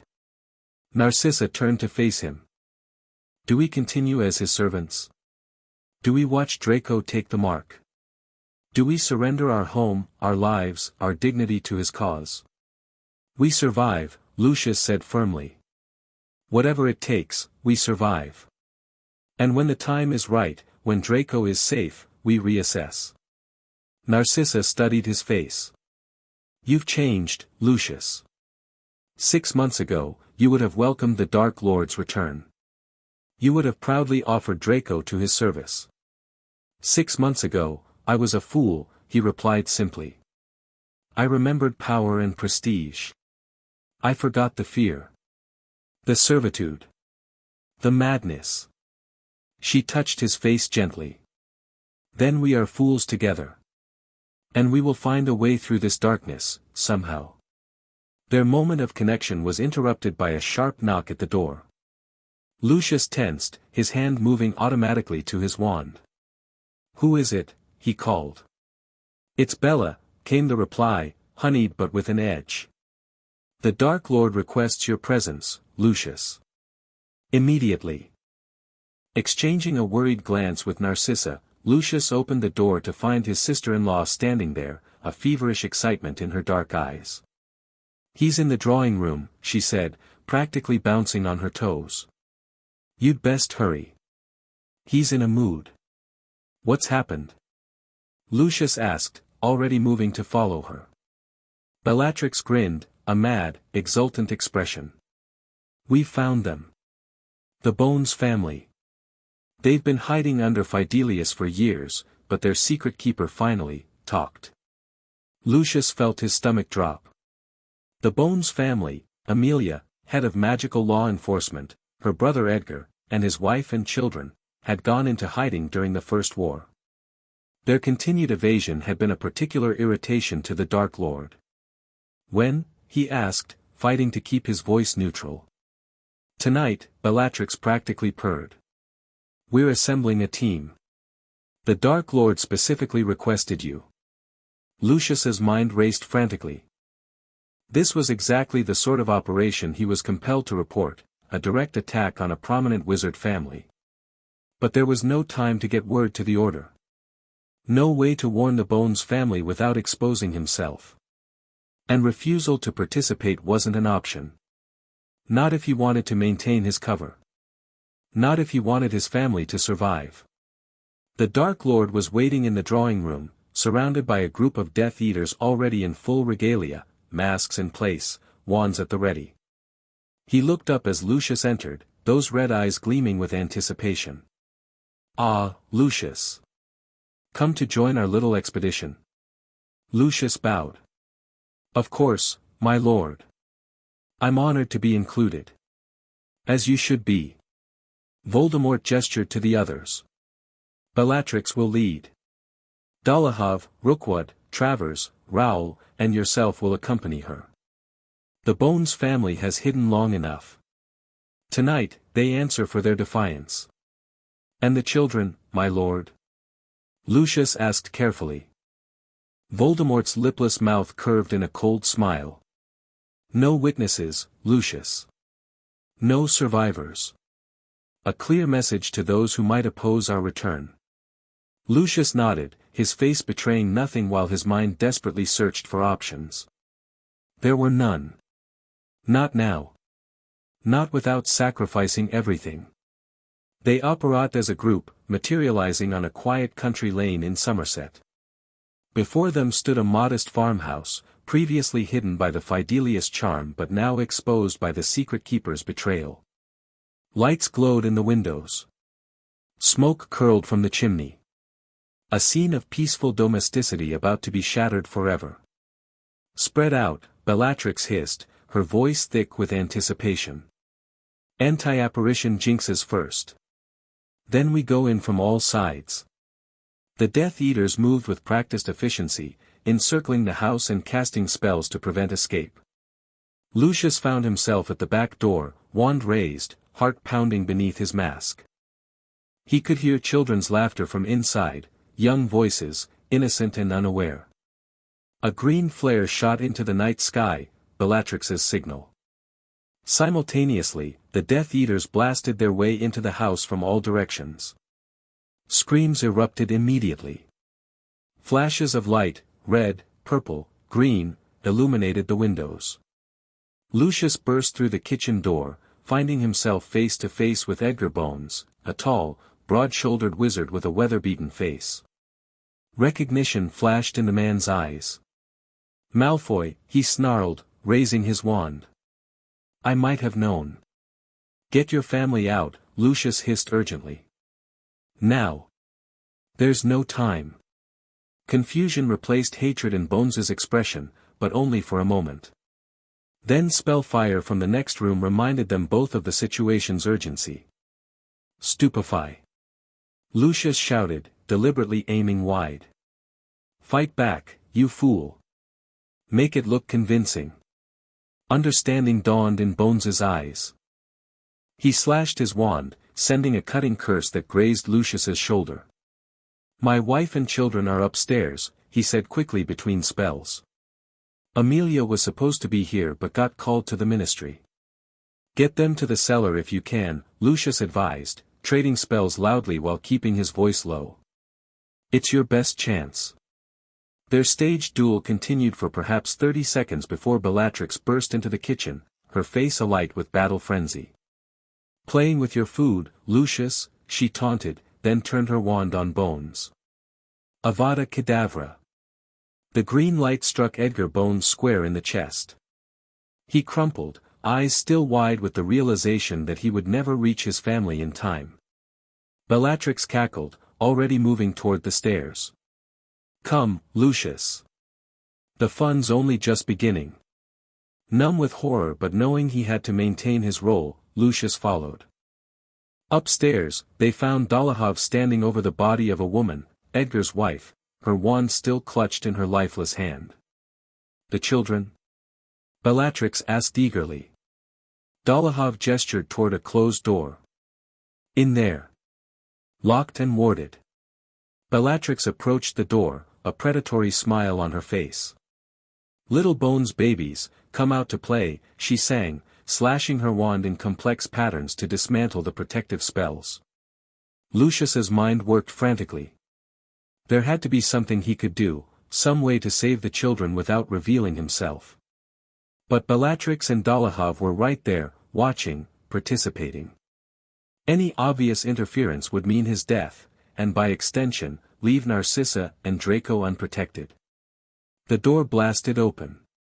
Inside, two children, a boy of perhaps 9 and a girl a few years younger, huddled together on a bed, their faces streaked with tears.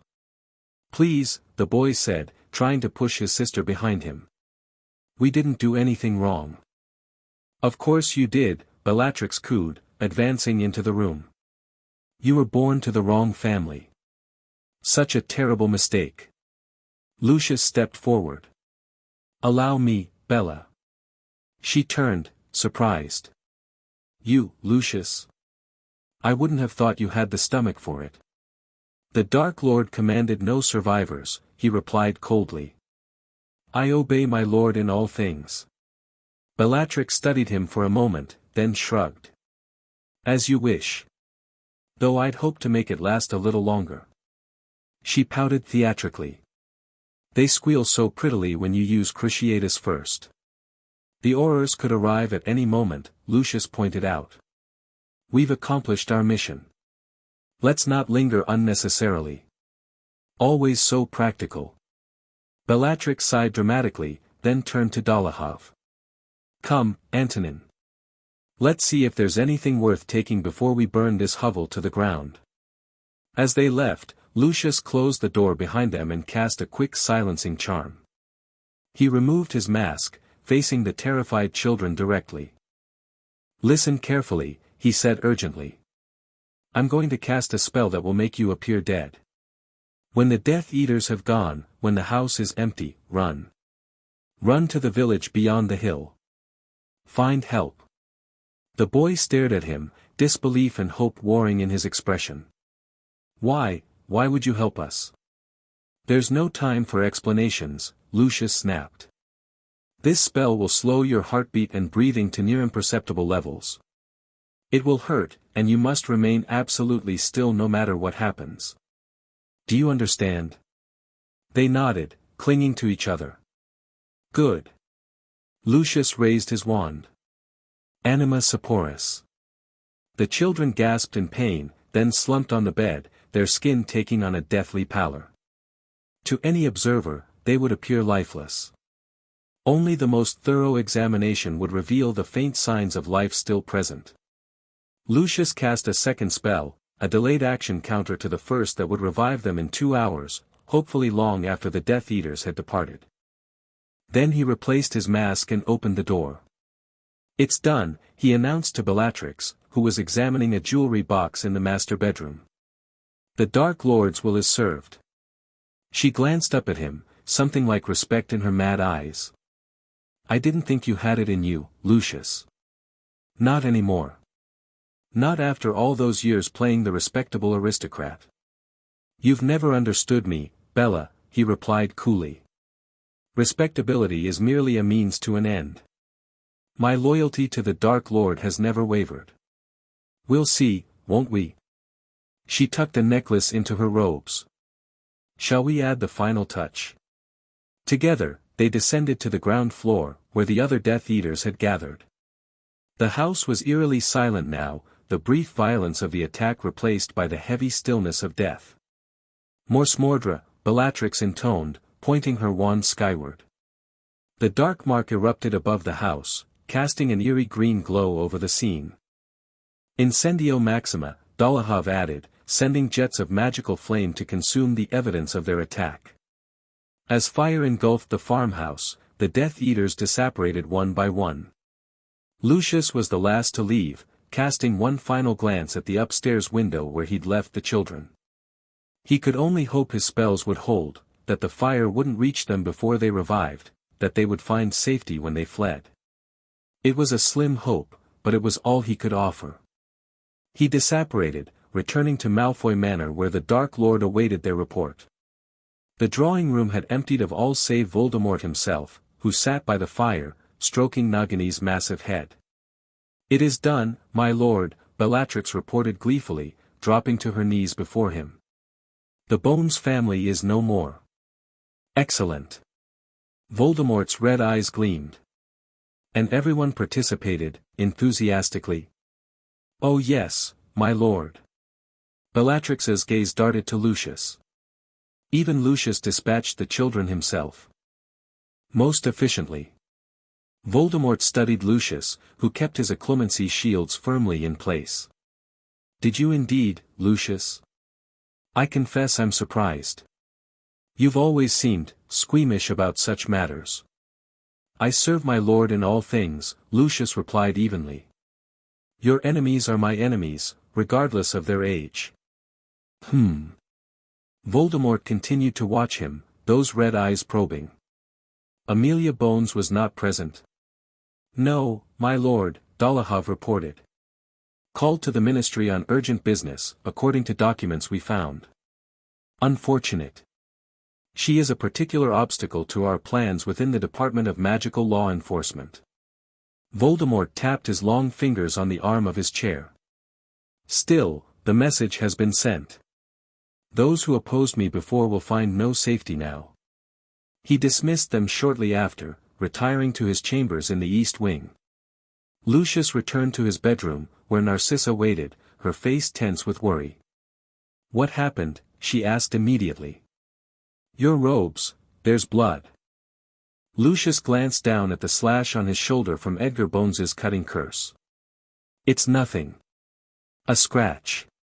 He began removing his Death Eater regalia with mechanical movements. The Bones family was attacked tonight. Edgar and his wife are dead. And the children? Narcissa's voice was barely audible. Lucius met her eyes. Officially, there were no survivors. She studied his face, understanding dawning in her eyes. And unofficially? I did what I could, he said simply. Whether it was enough remains to be seen. Narcissa crossed to him, taking his hands in hers. They were cold, he realized distantly.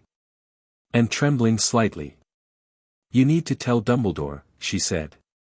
If the children survived, they'll need protection. I know. He moved to his desk, extracting parchment and quill. But this can't go through Snape. It's too urgent. We need a more direct method. The mirror? Narcissa suggested. Andromeda still has hers, I believe. Lucius looked up sharply.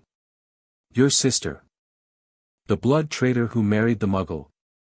My sister, who has connections to Dumbledore's order through her daughter, Narcissa corrected firmly. This is no time for old prejudices, Lucius. Children's lives are at stake. He stared at her for a long moment, then nodded. Very well. Make the contact. While Narcissa retrieved her enchanted mirror, Lucius wrote a terse message detailing the attack, the location, and the spell he'd used on the children. By the time she returned, her face pale but resolved, he had sealed the letter with a special charm that would destroy it after it was read once. Andromeda will ensure this reaches Dumbledore within the hour, Narcissa said, taking the letter. She's agreed to help, despite everything. Because of the children? Because I asked. Narcissa's voice softened. Family still means something to her, even after all this time. Family means everything, Lucius said quietly. It's why we're doing this. Why we're risking everything. She touched his face gently. I know. And it's why I believe we'll find our way through this darkness. Because whatever else has changed, that truth remains. As she departed to send the message through her estranged sister, Lucius sank into a chair, the evening's events replaying in his mind. He had participated in murder tonight. Had stood by while innocents were killed. Had been forced to trust the lives of children to magic and luck rather than direct intervention. The compromises were mounting, each one eating away at whatever remained of his soul. And the truly terrifying part was how easily they came now, how readily he calculated acceptable losses, necessary evils, collateral damage. He had once believed in the Dark Lord's cause, in wizarding superiority, in the natural order of pureblood rule. But seeing it in action again, experiencing the reality of the violence and madness that underlay those lofty ideals, had stripped away his illusions. What remained was simpler, more elemental, survival. For himself, for Narcissa, and above all, for Draco. Everything else had become negotiable. Dawn was breaking when an owl tapped at their bedroom window. Lucius, who had barely slept, rose to admit it. The bird carried a single scrap of parchment with no signature, but he recognized Dumbledore's handwriting immediately, packages retrieved and secured. Handler appreciative of careful preservation. Future shipments may require additional precautions. Relief washed through him. The children had survived. Dumbledore's people had found them. His desperate gamble had worked. He burned the note immediately, watching as the ashes scattered across the polished floor. A small victory in a losing war, perhaps. But a victory nonetheless. Narcissa stirred, regarding him through half-lidded eyes. News? Good news, he confirmed, returning to the bed. The packages were delivered safely. She closed her eyes briefly. Thank Merlin. Then, more softly, how long can we continue this, Lucius? How many more nights like last night? As many as necessary. He took her hand, his voice firming with resolve. We've chosen our path, dangerous though it is. There's no turning back now. No, she agreed. There isn't. She sat up, suddenly businesslike. Draco wrote yesterday. Umbridge has been appointed High Inquisitor at Hogwarts. She's implementing ministry-approved educational decrees and conducting teacher evaluations. Lucius nodded. The Dark Lord will be pleased. Fudge's paranoia serves his purposes perfectly, weakening Dumbledore, isolating Potter, creating division within Hogwarts. Draco seems quite taken with her, Narcissa continued, a note of worry entering her voice. He writes that she's formed an inquisitorial squad of students to help enforce her rules. He's been made a member. That's concerning. Lucius frowned. Is he drawing attention to himself? Not deliberately, I think. But he's always sought approval from authority figures. Narcissa sighed. And he still believes, Lucius. He believes in pureblood supremacy, in the rightness of the cause. As we taught him to. Lucius winced at the reminder. We've given him many beliefs, not all of which have served him well. But his core values, family, loyalty, self-preservation, those will guide him correctly, if we're patient. I hope you're right. Narcissa rose, moving to her dressing table. Because the longer this continues, the greater the risk that he'll be drawn directly into the conflict. And when that happens, if that happens, Lucius corrected firmly, our contingency plans are ready. The international port keys. The accounts in Switzerland. The property in France. If necessary, we disappear, all of us, together. And leave everything behind. Your position. Your influence. This house that has been in your family for generations. All of it, Lucius confirmed. In an instant, if it means keeping Draco safe. Narcissa studied his reflection in the mirror. You truly have changed, Lucius. I'm not certain I would have believed it possible 6 months ago. War changes everyone, he replied simply. Some for the worse. Some, perhaps, for the better. And which are you? He considered this. I don't know. I'm not certain I'm a better man, just a more desperate one. A man who has seen the abyss and refuses to let his family fall into it. She turned to face him. That's enough. For now, that's enough. The weeks that followed brought a grim routine to Malfoy Manor. Death Eater meetings occurred regularly, with Lucius always in attendance, always attentive, always outwardly loyal. The Dark Lord's plans advanced steadily, ministry infiltration deepening, giants and werewolves brought into the fold, Dementors secured as allies. The breakout from Azkaban had been splashed across the Daily Prophet's front page, attributed to Sirius Black rather than Voldemort, exactly as the Dark Lord had predicted. And through it all, Lucius maintained his dangerous balancing act, serving the Dark Lord while secretly undermining his most lethal plans, protecting his family while risking everything for their ultimate safety. His communications with Dumbledore's order became more sophisticated. Narcissa's renewed connection with her sister Andromeda provided a channel that even the Dark Lord wouldn't think to monitor. Information flowed both ways, Lucius sharing details of upcoming attacks and Death Eater movements, receiving in return intelligence about Order activities and Ministry developments that helped him maintain his cover. The Bones children had been spirited out of the country, he learned.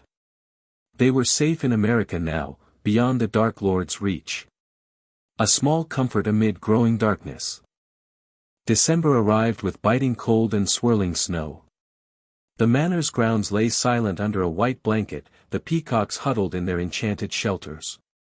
Inside, preparations were underway for Draco's return for the Christmas holidays, a prospect that filled Lucius with both longing and dread.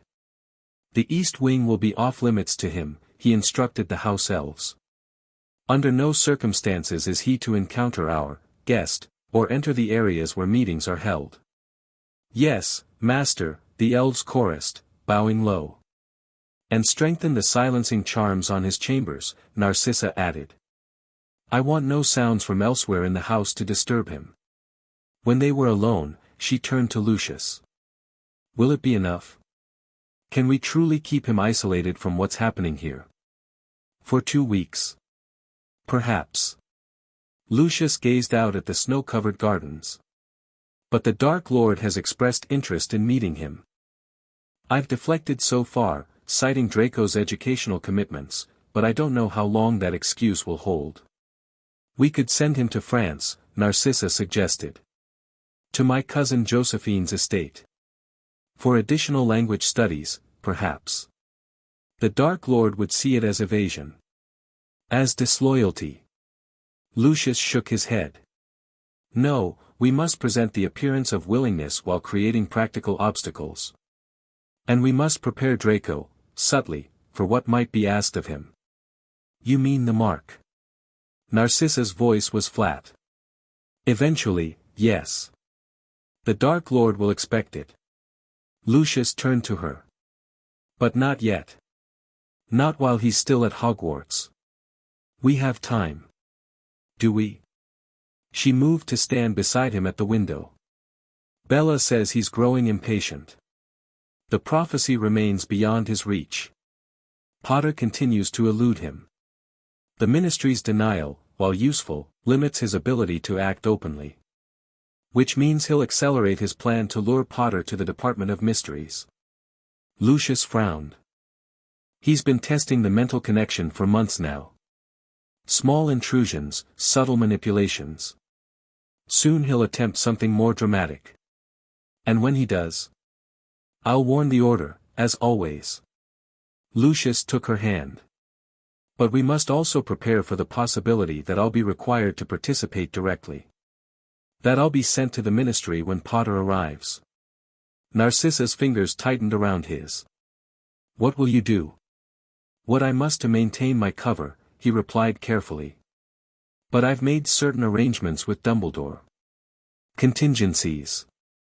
Before she could press for details, a familiar burning sensation seared through Lucius's left forearm. The dark mark, calling him to the Dark Lord's presence. He summons you alone? Narcissa asked, noting that her own arm remained unmarked. It appears so. Lucius donned his robes quickly. Don't wait up. These private audiences can last hours. The Dark Lord was in the manor's library, browsing the ancient magical texts that had been in the Malfoy family for generations. Nagini coiled on the hearthrug before the fire, her massive form rising and falling with slow breaths. Ah, Lucius, Voldemort said without turning. Your collection is most impressive. Particularly these volumes on soul magic. Quite rare. My ancestors were thorough in their academic interests, my lord, Lucius replied, bowing. Indeed. Voldemort replaced the book he'd been examining and turned. Your son returns from Hogwarts soon, I understand. Yes, my lord. For the Christmas holiday. Excellent. I look forward to meeting him properly. The Dark Lord moved to a chair by the fire, gesturing for Lucius to sit opposite. Severus tells me he shows promise. Intelligence. Ambition. Proper wizarding pride. He is a Malfoy, Lucius said simply, fighting to keep his voice neutral. And yet, he lacks practical experience. Voldemort steepled his long, white fingers. Theory without application is merely intellectual vanity, wouldn't you agree? I would, my lord. Though I believe his education should be completed before he undertakes more practical endeavors. Education takes many forms, Lucius. Not all of them within classroom walls. Voldemort's red eyes gleamed in the firelight. I have been considering your son's potential contribution to our cause. His position at Hogwarts, his access to Potter and his friends, his membership in this inquisitorial squad. All valuable, certainly. But I believe he might serve in more direct ways as well. Lucius felt ice spreading through his veins. My lord. Our efforts to retrieve the prophecy have thus far been thwarted by the department's protections. Bode's attempt failed spectacularly. Our subsequent approaches have been equally unsuccessful. Voldemort leaned forward slightly. But there are other means of accessing the Department of Mysteries. Ways that might benefit from a younger, less recognizable agent. You wish to send Draco into the department? Lucius couldn't keep the alarm from his voice. Not precisely. But I do wish to evaluate his capabilities. His loyalty. His readiness to serve. Voldemort smiled thinly. During his stay here, I intend to meet with him. To begin his proper education in matters beyond Hogwarts curriculum. Lucius chose his next words with extreme care. My lord, while I am honored by your interest in my son, I fear he may not be prepared for such attention. He is young, impulsive.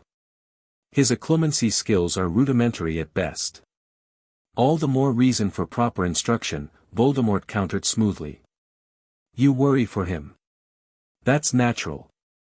But consider, Lucius, my personal attention is an honor few receive. A chance for advancement that many would kill for. Quite literally. Of course, my lord.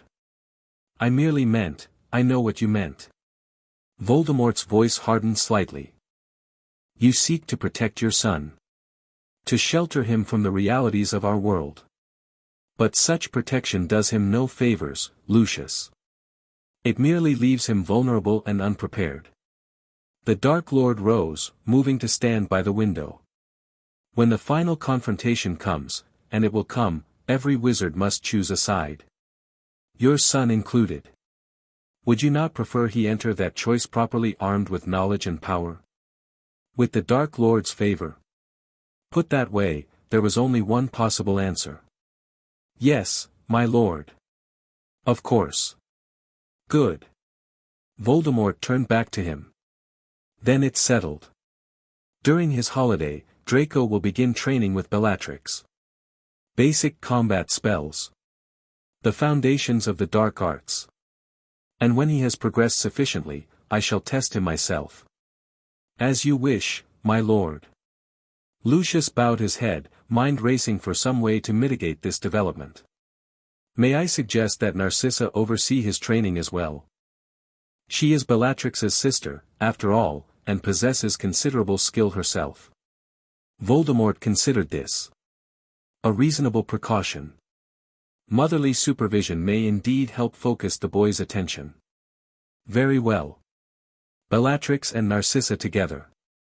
Thank you, my lord. One more thing, Lucius. Voldemort's tone became conversational again, which somehow made it more menacing. I've sensed hesitation in you these past months. A certain reluctance in certain tasks. The Bones operation, for instance. Lucius stiffened. My lord. Bellatrix mentioned your insistence on dispatching the children quickly. Efficiently. Without the usual entertainments. Voldemort studied him. Some might interpret such haste as squeamishness. As distaste for our necessary work. I assure you, my lord, my only concern was security, Lucius said carefully. The longer we remained, the greater the risk of discovery. Perhaps. Voldemort circled him slowly. Or perhaps your years of playing the respectable politician have softened you. Made you overly conscious of appearances. Of what others might think. My loyalty is to you alone, my lord. Not to appearances. Prove it. Lucius looked up sharply. My lord. Prove your loyalty, Lucius. Voldemort smiled, cold and terrible. I have a task for you. One that will demonstrate your commitment beyond question. And as the Dark Lord outlined the assignment, Lucius felt the last of his illusions crumble. This was no random test.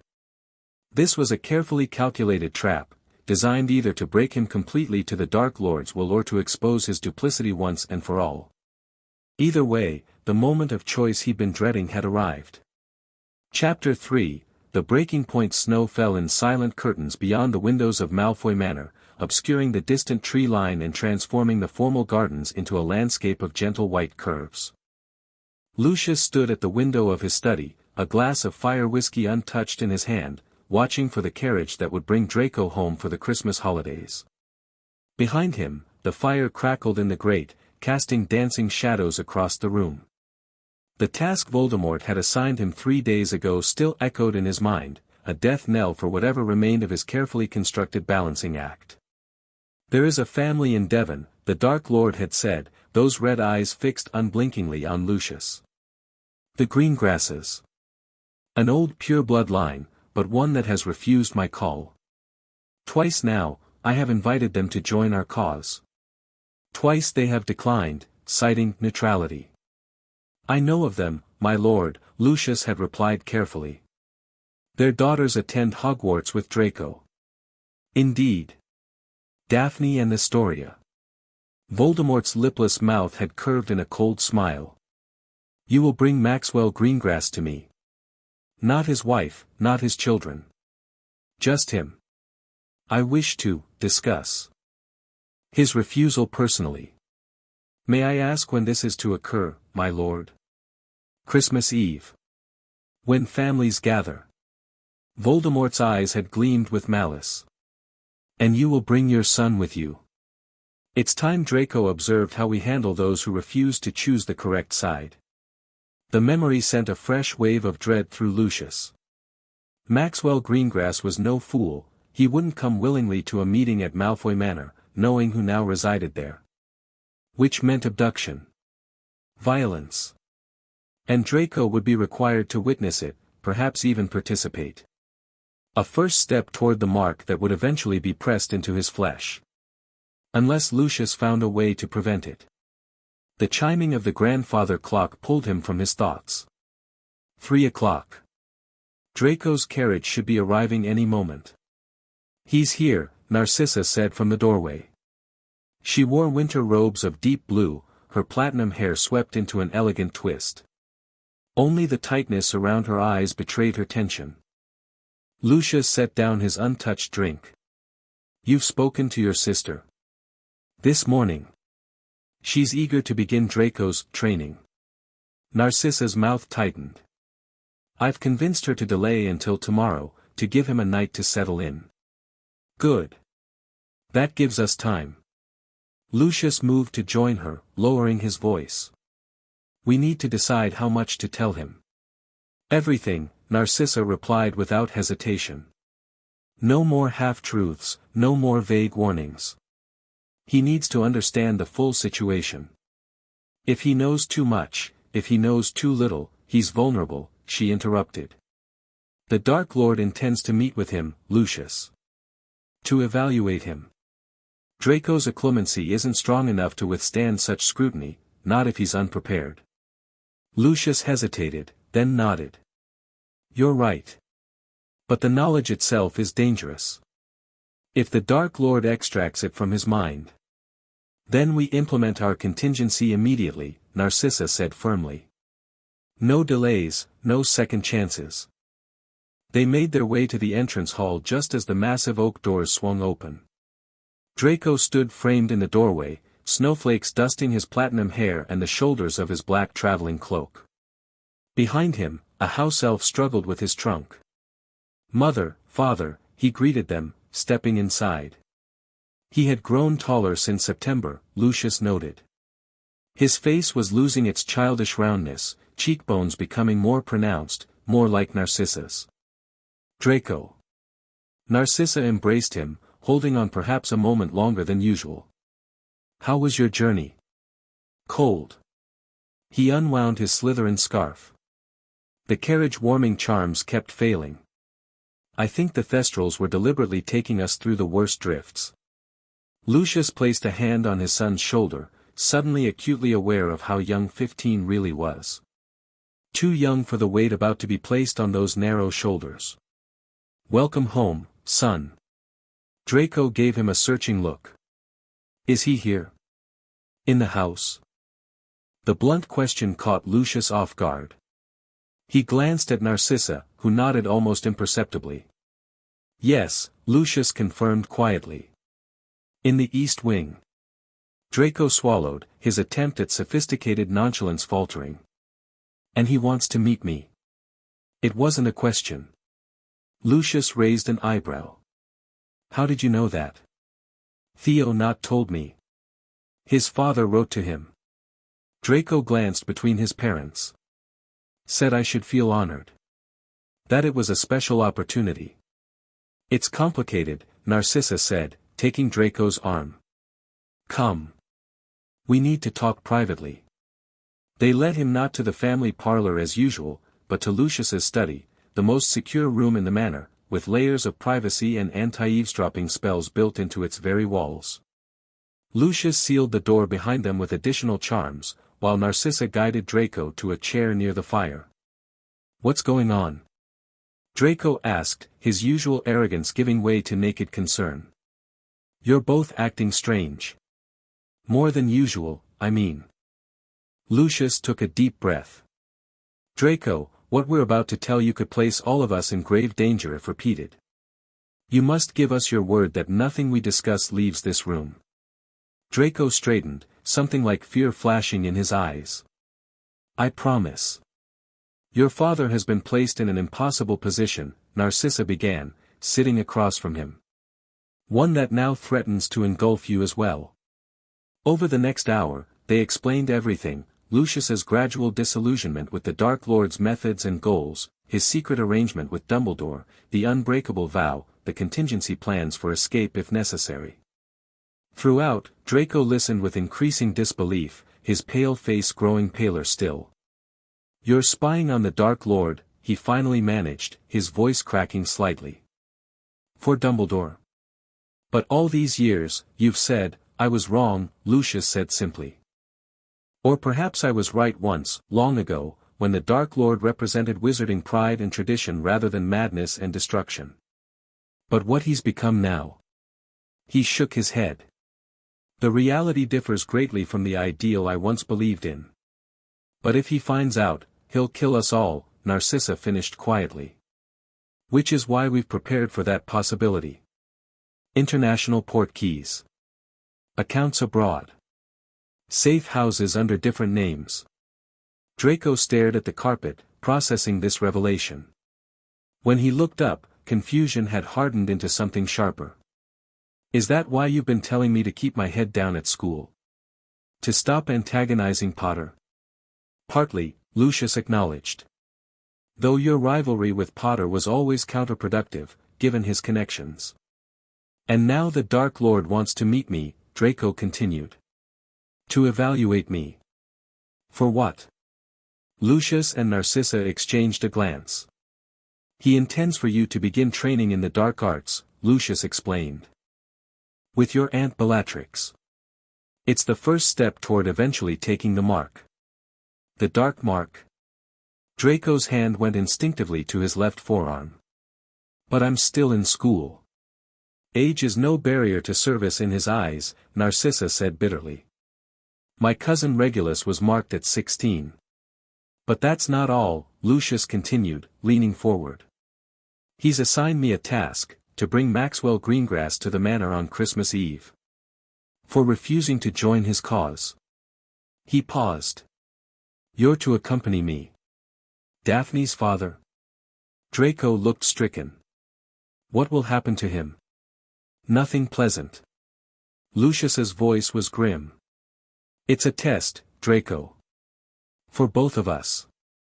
My loyalty, your readiness to serve. Silence fell as Draco absorbed this. The crackling of the fire seemed unnaturally loud in the quiet study. So what do we do? He finally asked, looking between his parents. If we run now, he'll know you've betrayed him. Yes, Lucius agreed. Which is why we must proceed carefully. For now, you'll begin training with your mother and aunt tomorrow. You'll appear eager, attentive. You'll learn what they teach, but you'll also strengthen your occlumency with your mother's help.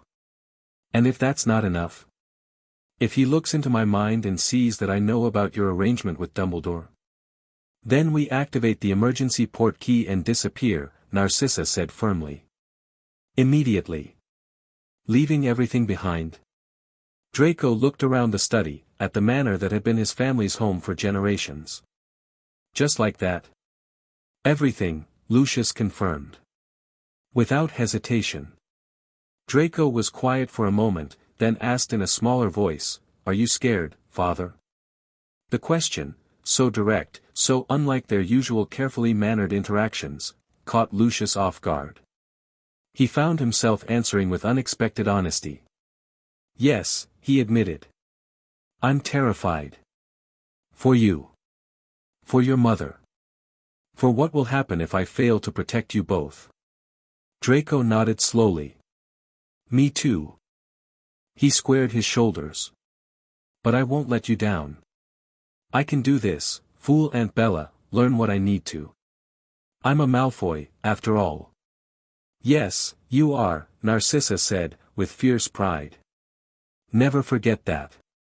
Whatever happens, whatever you're asked to do, your first loyalty is to family. Everything else is secondary."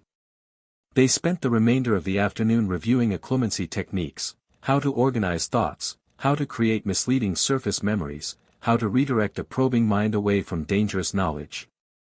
Draco proved a quick study, his natural aptitude for subterfuge serving him well.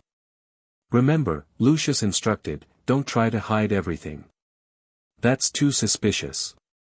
Show enthusiasm for your training. Show pride in your bloodline. Show appropriate awe of the Dark Lord. Just keep your knowledge of our contingency plans and my communications with Dumbledore behind your strongest barriers. And don't make eye contact with him unless absolutely necessary," Narcissa added. "It makes legilimency much easier." "What about the greengrass situation?" Draco asked. "Are we really going to kidnap Daphne's father?" "No," Lucius said firmly. "I'm working on a solution. One that hopefully won't require us to activate our emergency plans." He didn't elaborate further, unwilling to burden Draco with additional dangerous knowledge. The truth was, he'd already sent a warning to the Greengrasses through Dumbledore's channels. Maxwell and his family would be safely hidden under Fidelius by Christmas Eve, but that still left Lucius with the problem of explaining their disappearance to the Dark Lord. A problem with no easy solution. Bellatrix arrived at Draco's quarters early the next morning, practically vibrating with manic energy. Narcissa was already there, having helped Draco prepare mentally for what was to come. "My precious nephew." Bellatrix crooned, circling Draco like a predatory cat. "So grown up now. So ready to serve our Lord." "Aunt Bella," Draco greeted her, managing to sound both respectful and eager. "I'm honored you'll be teaching me." "Oh, we'll have such fun," she promised, dark eyes gleaming. "Things they'd never teach you at that school with the Muggle-lover in charge." "Draco has always been an excellent student," Narcissa interjected smoothly. "Top of his year in many subjects." "School subjects," Bellatrix scoffed. "Book learning. We're going to teach him real magic, aren't we, Draco? Magic with power. With consequence." For the next 3 hours, in a specially prepared room in the West Wing, Bellatrix demonstrated curses that Hogwarts professors would never dream of teaching, spells to cause pain, to control, to maim. Draco watched and listened with apparent fascination, occasionally glancing at Narcissa for guidance when Bellatrix's instructions became particularly disturbing. "The intent is everything," Bellatrix emphasized, demonstrating a cutting curse that sliced deep into a practice dummy. "You must mean it. Must want the flesh to part, the blood to flow, the screams to fill your ears." "Perhaps we should start with something more foundational," Narcissa suggested, noting Draco's slight pallor. Shield-breaking hexes, perhaps. Practical combat skills. Bellatrix pouted. Always so protective, sissy. The boy needs to develop a proper appetite for the dark arts. Our Lord will expect it.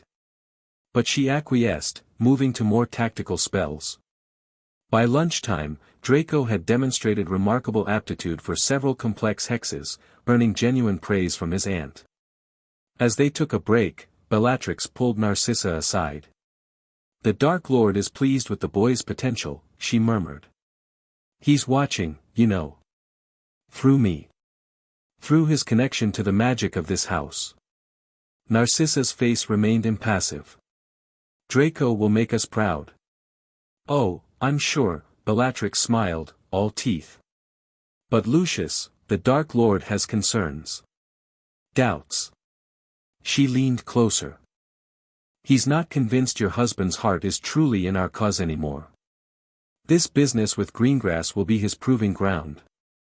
"Lucius has served loyally for decades," Narcissa replied coolly. "His dedication is beyond question." "Is it?" Bellatrix's dark eyes gleamed with malicious curiosity. "There have been inconsistencies. Operations that failed mysteriously. Targets that disappeared just before we arrived. Suspiciously convenient absences." Narcissa felt ice form in her stomach, but her expression revealed nothing. "Coincidences. Nothing more. Perhaps." Bellatrix twirled her wand between her fingers. "Or perhaps not. We shall see, shan't we? On Christmas Eve." She glanced toward Draco, who was examining a book of advanced curses. "One way or another, your son will serve the Dark Lord. With or without his father's guidance." The threat hung in the air between them, all the more menacing for being unspoken. Narcissa inclined her head slightly. "We should resume. Draco has much to learn before the holiday." That evening, when Draco had been dismissed to rest and recover from his first day of training, Narcissa found Lucius in his study, poring over a map of the Greengrass estate. "Bella suspects," she said without preamble, closing the door and engaging the privacy charms.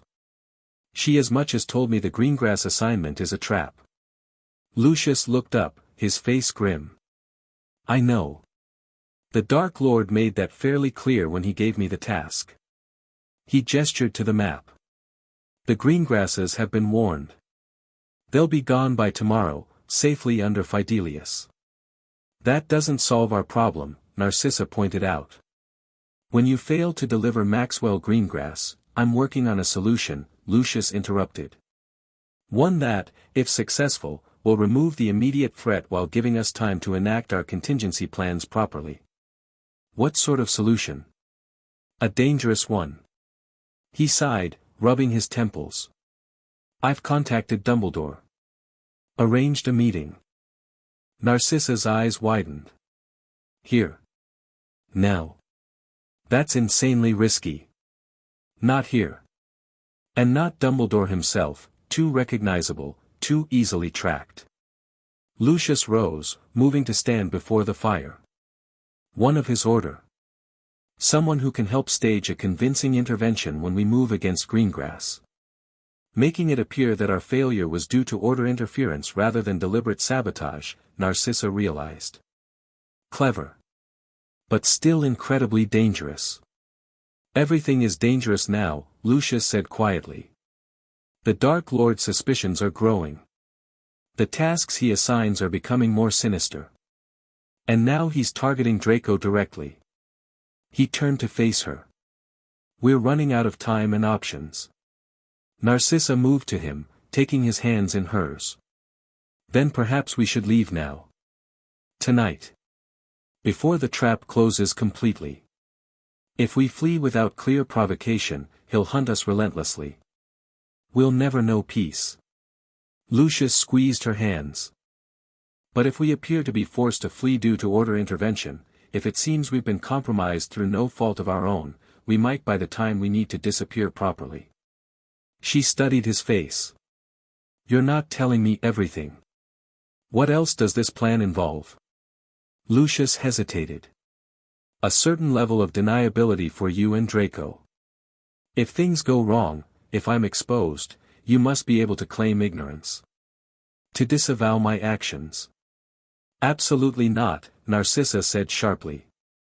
We stand together. Always. This isn't about standing together, Narcissa. It's about survival. His grip on her hands tightened. If I'm caught, if the Dark Lord learns of my betrayal, there will be no mercy. But for you and Draco, there might be a chance, if you can convince him you knew nothing of my treachery. Do you really believe he would spare us? After what we've seen of his mercy? She shook her head. No, Lucius. Whatever plan you've concocted, we implement it together or not at all. Before he could respond, a house elf appeared with a soft pop. Master, mistress, it squeaked, bowing low. The Dark Lord requests Master Draco's presence in the drawing room. Immediately.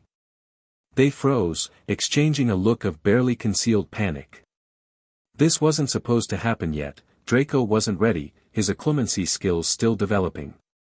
Tell him Draco will be there momentarily, Narcissa managed, her voice admirably steady.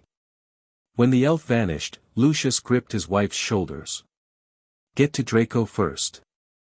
Remind him to focus on his training today, on his eagerness to serve. Nothing else. And have the emergency port key ready. And you? I'll join them. Try to direct the conversation, keep the Dark Lord's attention on me rather than Draco. Lucius kissed her swiftly. Go. Quickly. Narcissa hurried from the study, moving with controlled urgency toward Draco's quarters. Lucius remained for a moment, gathering his composure, strengthening his mental shields. Then he too left, making his way to the drawing room where his son would face the most dangerous legilimens the wizarding world had ever known. He arrived to find Draco already seated across from the Dark Lord, Nagini coiled beside the fireplace like a monstrous guardian. Narcissa stood near the door, her face a mask of polite interest that didn't reach her eyes. Ah, Lucius, Voldemort said, gesturing to a chair. Join us. Your son and I were just becoming acquainted. Lucius bowed. My lord. I hope Draco has expressed his gratitude for your interest in his development. Oh, indeed. Voldemort's red eyes studied Draco with unsettling intensity. He tells me his first day of training with Bellatrix was most illuminating. My aunt is an impressive teacher, Draco said, his voice remarkably steady despite the slight pallor of his face. I've already learned spells that Hogwarts would never teach. As it should be, Voldemort agreed.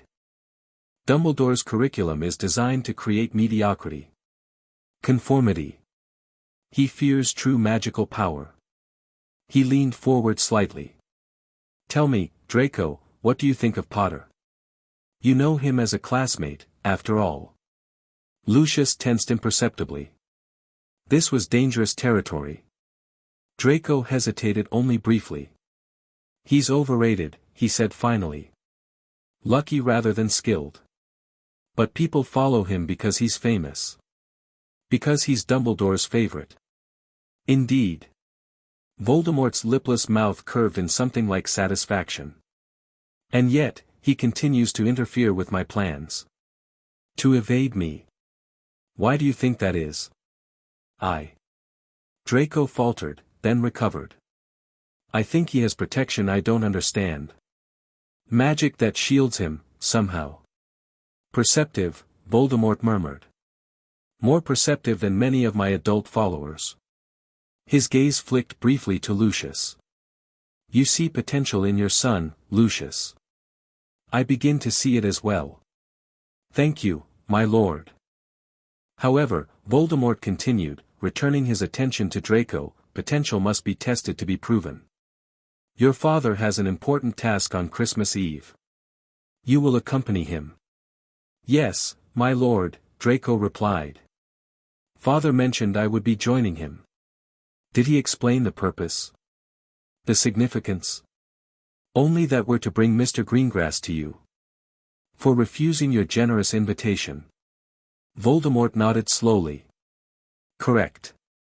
But more than that, it's a lesson in consequences. In the price of defiance. He rose, moving to stand behind Draco's chair. In our new world, neutrality is a luxury no one can afford. Especially those of pure blood and ancient lineage. Lucius watched tensely as the Dark Lord placed a pale hand on Draco's shoulder. His son stiffened but remained still, eyes fixed carefully on the middle distance. I expect you to participate, Draco. Not merely observe, Voldemort said softly. Consider it your first true assignment in my service. I'm honored, my lord, Draco managed. Good. Voldemort removed his hand and turned to Lucius. Preparations for the Greengrass operation proceed as planned? Yes, my lord. I've been studying their estate's defenses and routines. Their wards are substantial, but nothing we can't handle. Lucius kept his voice calm, professional. We'll strike at midnight, when their guard is lowest. Excellent. Voldemort returned to his chair, stroking Nagini's head as the massive snake slithered to his side. I look forward to your success, Lucius. And to young Draco's first step toward greater service. The dismissal was implicit. Lucius, Narcissa, and Draco bowed and withdrew, maintaining dignified composure until they reached the privacy of Narcissa's sitting room. Only then did Draco collapse into a chair, shaking visibly. Did I do all right? He asked, looking between his parents. Did he suspect anything? You were perfect, Narcissa assured him, kneeling beside his chair. Composed, respectful, appropriately enthusiastic. And your occlumency held, Lucius added. He would have reacted immediately if he detected knowledge of my activities. He touched me, Draco said, rubbing his shoulder as if trying to erase the sensation. It was like ice. Like something dead. Narcissa exchanged a glance with Lucius. This has gone far enough, she said quietly. We need to implement our contingency now. Tonight. Not yet, Lucius countered. A sudden disappearance would confirm his suspicions. We need the cover of the Greengrass operation. And if that fails? If your solution doesn't work? Then we use the emergency port keys, Lucius said firmly. But we have to try. For Draco's sake, for his future, we need to leave with our cover intact if possible. Draco looked between them. What happens on Christmas Eve? With Mr. Greengrass? You let me worry about that, Lucius told him. Just focus on maintaining your role until then. Continue your training with Bellatrix. Show enthusiasm. Learn what she teaches, it may prove useful, regardless of how distasteful. And strengthen your occlumency every night, Narcissa added.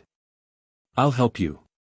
Draco nodded, his young face set in determined lines that made him look suddenly, painfully adult. I won't let you down. Looking at his son, seeing the fear he was trying so hard to hide, the courage he was forcing himself to display, Lucius felt a wave of fierce protectiveness wash over him. In that moment, he knew with absolute certainty that he would do anything, sacrifice anything, become anything, to ensure Draco's safety. Whatever the cost to himself. The days leading up to Christmas Eve passed in a blur of tension and careful performance. Draco continued his training with Bellatrix, showing remarkable aptitude for complex magic while carefully concealing his distaste for its darker applications. Narcissa maintained her role as the supportive sister and mother, offering guidance while deflecting Bellatrix's increasingly probing questions about Lucius's activities. And Lucius himself walked the knife's edge, attending Death Eater meetings, participating in planning sessions, maintaining his cover of loyal service while secretly finalizing his desperate gambit. 2 days before Christmas Eve, he slipped away from the manor under the pretense of gathering intelligence on the Greengrass estate. Instead, he met with a member of the Order of the Phoenix in a secluded corner of Nocturne Alley, a risk so great it made his previous activities seem like child's play in comparison. This is madness, Kingsley Shacklebolt said quietly, his deep voice barely audible above the winter wind. The Auror wore plain robes, his distinctive earring absent, a glamour slightly altering his features. Meeting directly. If you're seen, it couldn't be avoided, Lucius replied tersely. The situation has accelerated beyond what can be handled through intermediaries. So I gather. Kingsley studied him. Dumbledore says you've requested direct intervention. A staged confrontation.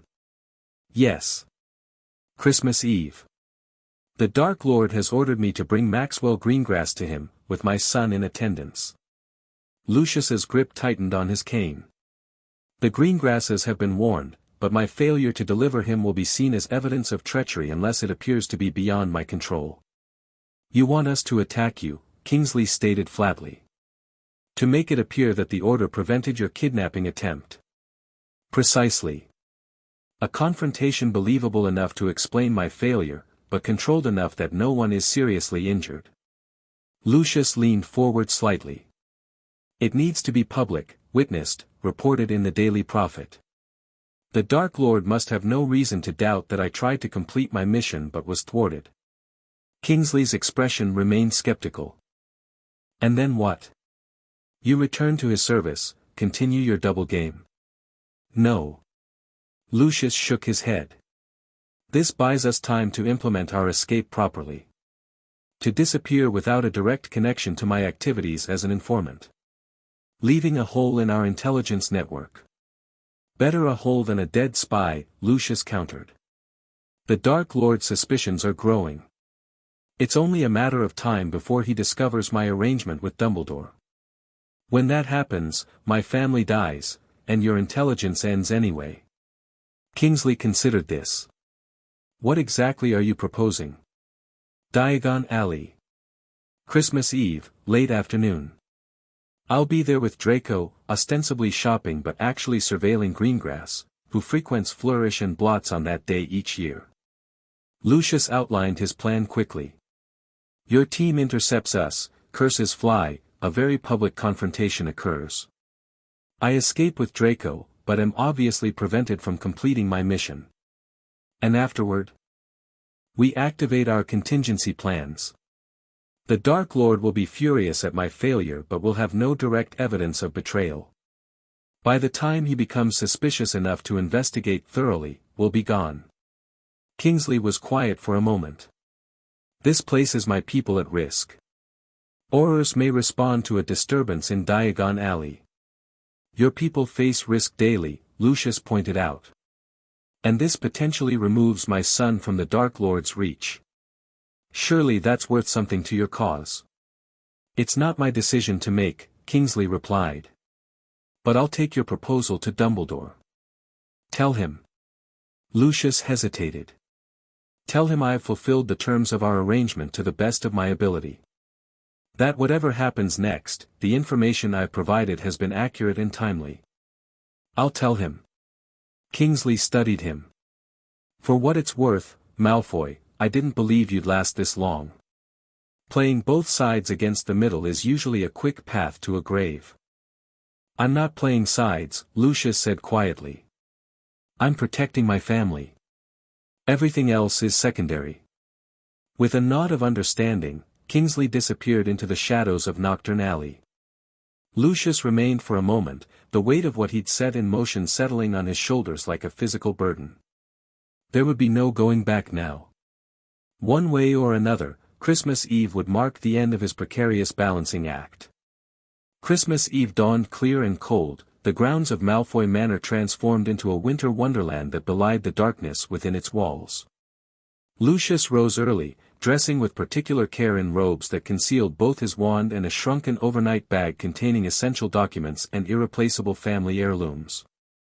The international port key, disguised as a silver pocket watch, rested in his waistcoat, ready for immediate activation if necessary. Narcissa was already awake, sitting at her dressing table. Their eyes met in the mirror. Today, then, she said simply. Today, he confirmed. If all goes according to plan, we'll be in France by midnight. She turned to face him. And if it doesn't go according to plan? Then we use the emergency port keys. Immediately, no matter where we are or who is watching. Lucius crossed to her, taking her hands in his. Draco is your priority. If we're separated, if something happens to me, nothing will happen to you, she interrupted firmly.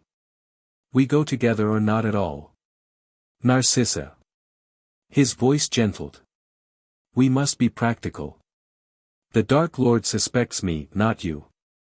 If I'm caught, if the plan fails, you must be prepared to save Draco without me.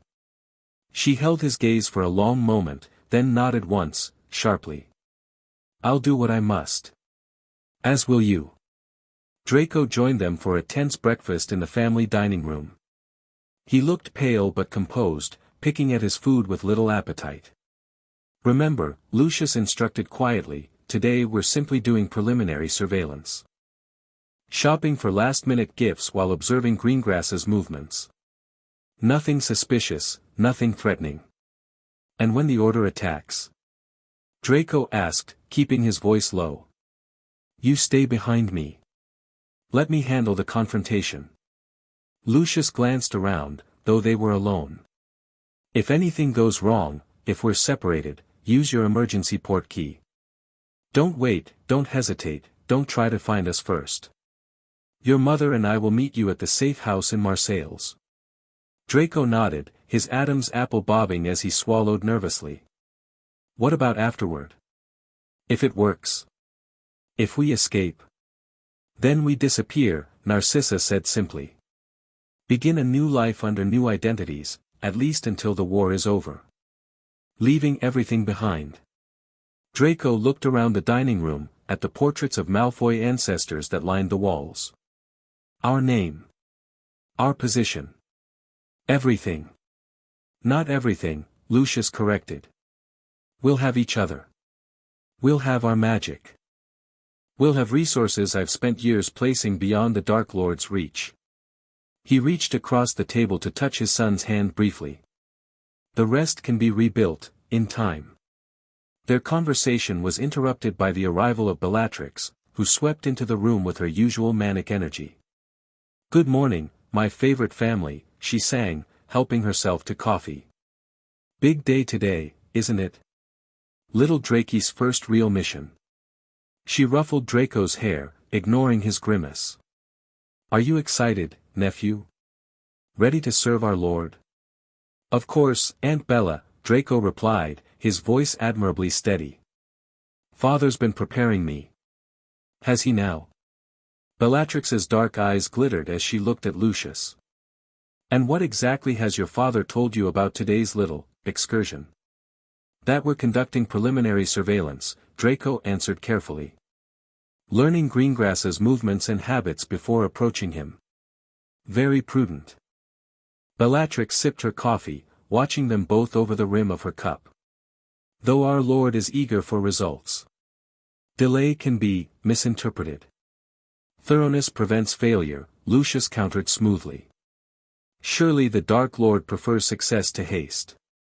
Bellatrix smiled, all teeth and no warmth. Indeed. Though one wonders why such a simple task requires such elaborate preparation. She set down her cup with a sharp click. The Dark Lord suggested I might accompany you today. To observe Draco's first field assignment. Lucius felt a cold knot form in his stomach. This wasn't part of the plan. Bellatrix's presence would complicate everything, potentially derail the entire operation. That's hardly necessary, he began, but Bellatrix cut him off with a wave of her hand. Oh, but I insist, she said sweetly. Family bonding, and all that. Besides, 3 wands are better than 2, should any complications arise. The implication was clear, she didn't trust him to complete the mission.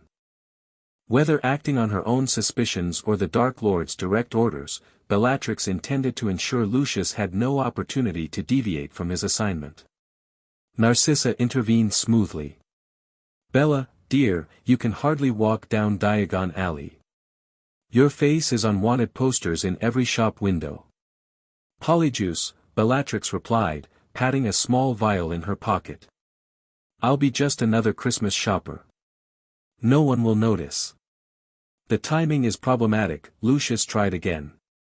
Draco and I were planning to leave within the hour, then I'll be ready in half that time, Bellatrix declared, rising from the table. Don't even think about leaving without me, Lucius. Our lord would be most displeased. When she'd swept from the room, Narcissa turned to Lucius, naked concern in her eyes. This changes everything, she said quietly. Bella will fight to the death if the Order attacks. People could be seriously injured or killed. Not to mention she'll report everything she sees back to the Dark Lord, Draco added. If anything looks suspicious. Lucius's mind raced. Their carefully constructed plan was unraveling before it even began. If Bellatrix accompanied them, the controlled confrontation he'd arranged with the Order could easily become a bloodbath. And if she suspected even for a moment that the attack was staged. We need to adapt, he said finally. I'll find a way to signal Shacklebolt that the situation has changed. The Order will need to adjust their approach. How? Narcissa pressed. You can hardly send an owl in the next 30 minutes. Lucius thought quickly. There's a system in place, a set of colored sparks from my wand if plans need to change. They'll be watching Diagon Alley from the moment we arrive. And what if that's not enough? Narcissa's voice was taut with worry. What if Bella's presence forces a confrontation we can't control? Then we move to contingency immediately, Lucius decided. No waiting, no second chances. At the first sign of trouble, we use the emergency port keys. Draco looked between his parents. But that means the Dark Lord will know you betrayed him. We'll never be able to return. Some prices can't be avoided, Lucius said grimly. Your safety matters more than our reputation or position. He rose from the table. I need to make final preparations. Be ready to leave in 30 minutes, and keep your port keys accessible at all times. In his study, Lucius quickly adjusted their escape plans. He wrote a final coded message to Dumbledore, explaining the complication and the possible need for immediate extraction. The letter would be delivered automatically if the primary plan failed, a last insurance policy should everything go wrong. Then he retrieved a small box from a hidden compartment in his desk, containing emergency international port keys for each of them, disguised as ordinary personal items. Narcissa's was a silver hairpin, Draco's a Slytherin tie clip, his own a pocket watch. Each was keyed to the safe house in Marseilles, requiring only a touch and a password to activate. He was closing the compartment when a slight noise at the door made him turn sharply. Bellatrix stood there, watching him with narrowed eyes. Planning a trip, Lucius? She asked softly, stepping into the study. Contingencies, he replied smoothly, slipping the box into his pocket. In case greengrass proves more difficult to acquire than anticipated. How prudent. She moved closer, her dark eyes never leaving his face. You've become very cautious lately. Very calculated. Experience teaches wisdom. Does it? She circled him slowly, like a predator. Or does it teach fear? Hesitation? Divided loyalties? Lucius kept his expression neutral. My loyalty has never been divided, Bellatrix. I simply prefer to succeed rather than fail. She stopped directly in front of him. The Dark Lord wonders about you, you know. Your convenient absences. Your reluctance in certain tasks. Your sudden concern for your son's readiness. The Dark Lord is welcome to question me directly, Lucius replied, meeting her gaze steadily. I serve him as I always have, with my wealth, my influence, my home. But does your heart serve him, Lucius? Does your soul? Bellatrix leaned closer, her voice dropping to a whisper. Because I don't think it does. Not anymore. I think you're playing a dangerous game. And I think today we'll find out exactly which side you're really on. Before he could respond, she stepped back, her mad smile returning. Shall we go? Draco's waiting, and we have so much to accomplish today. Lucius felt the trap closing around him, options narrowing with every passing moment. Bellatrix wasn't just accompanying them for observation, she was there to test him, to force his hand, to expose any hesitation or disloyalty. And she would report everything she saw directly to the Dark Lord. As they prepared to depart, Narcissa pulled him aside for one last private moment. "Be careful," she whispered. "Bella is unpredictable at the best of times. Today, she's dangerous." "I know." Lucius squeezed her hand. "If anything happens, if we don't return by nightfall, I'll be at the safe house," she promised. "With everything we need to start over." He kissed her briefly, memorizing the feel of her in his arms, the scent of her hair, the touch of her hands on his face. Then, composing himself, he turned to where Draco and Bellatrix waited by the flue. "Let's go," he said, his voice betraying none of the turmoil within. "We have work to do." Diagon Alley bustled with last-minute Christmas shoppers, the narrow street festooned with magical decorations that sparkled and sang. Snow fell gently from an enchanted sky, never quite reaching the ground, while wizards and witches hurried from shop to shop carrying brightly wrapped packages. Lucius, Draco, and Bellatrix, now disguised by Polyjuice as a nondescript middle-aged witch, emerged from the leaky cauldron into this scene of festive commerce. To casual observers, they appeared to be nothing more than a father and son accompanied by a family friend, out for some holiday shopping. "Flourish and blots first," Lucius murmured. "Greengrass always visits on Christmas Eve to collect special orders." They moved through the crowd with practiced ease, Lucius scanning for any sign of the Order members who should be positioned strategically throughout the alley. He needed to signal them about Bellatrix's presence, to warn them that the situation had changed drastically. As they approached the bookshop, Lucius paused, pretending to examine a display in a nearby window. With a subtle movement, he sent a pattern of blue sparks from his wand tip, the signal for a complication, a warning to proceed with extreme caution. "What are you doing?" Bellatrix hissed, noticing the tiny flare of magic. "Testing the atmospheric conditions," Lucius replied smoothly. "Certain tracking spells work better in different magical environments." She didn't look convinced but said nothing further as they continued toward the bookshop.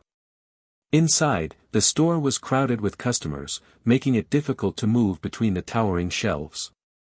Lucius positioned himself near the counter, ostensibly browsing rare volumes while actually surveying the shop for any sign of Greengrass, or the Order. "See anything interesting?"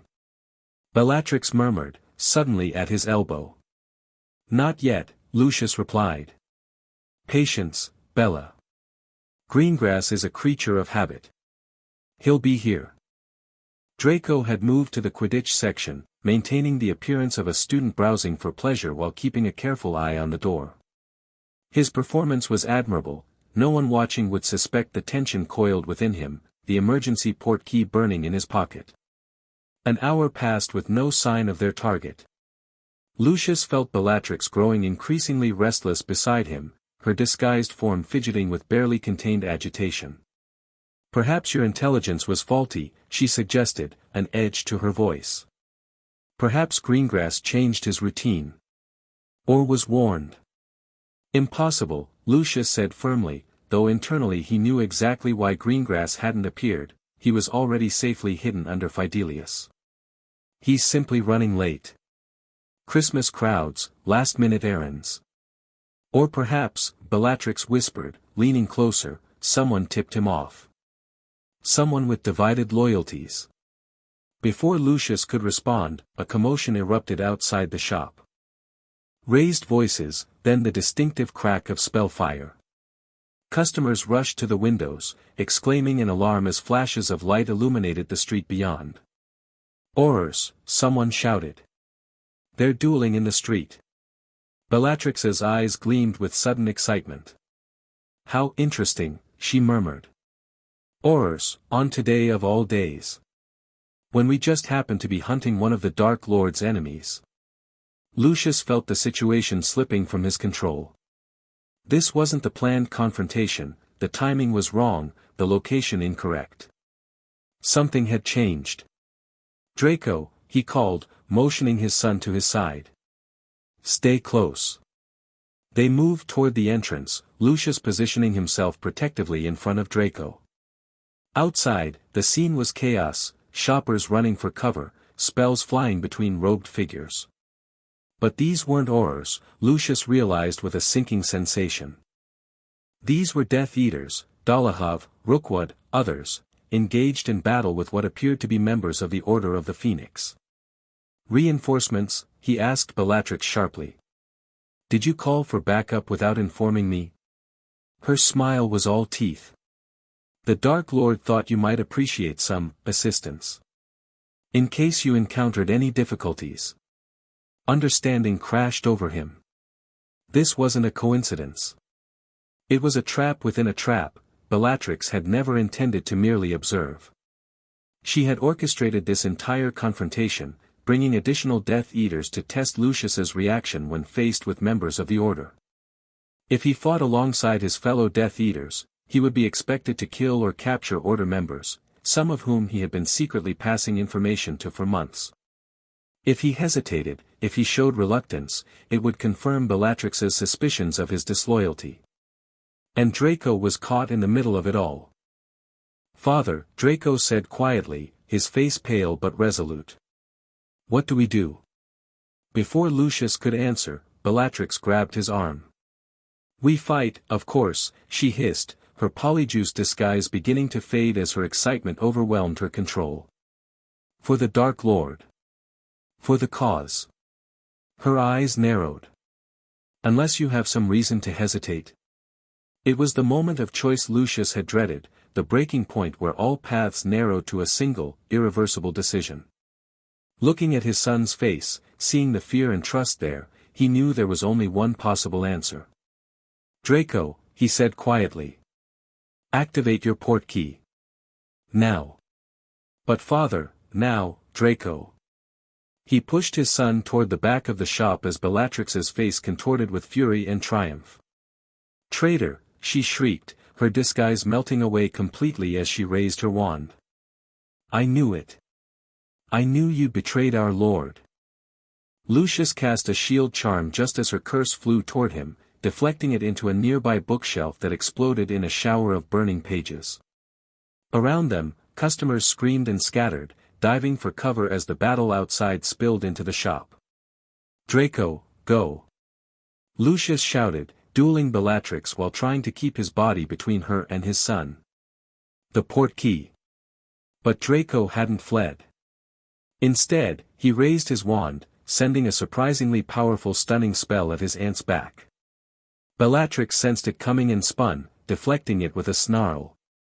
You too, nephew, she spat.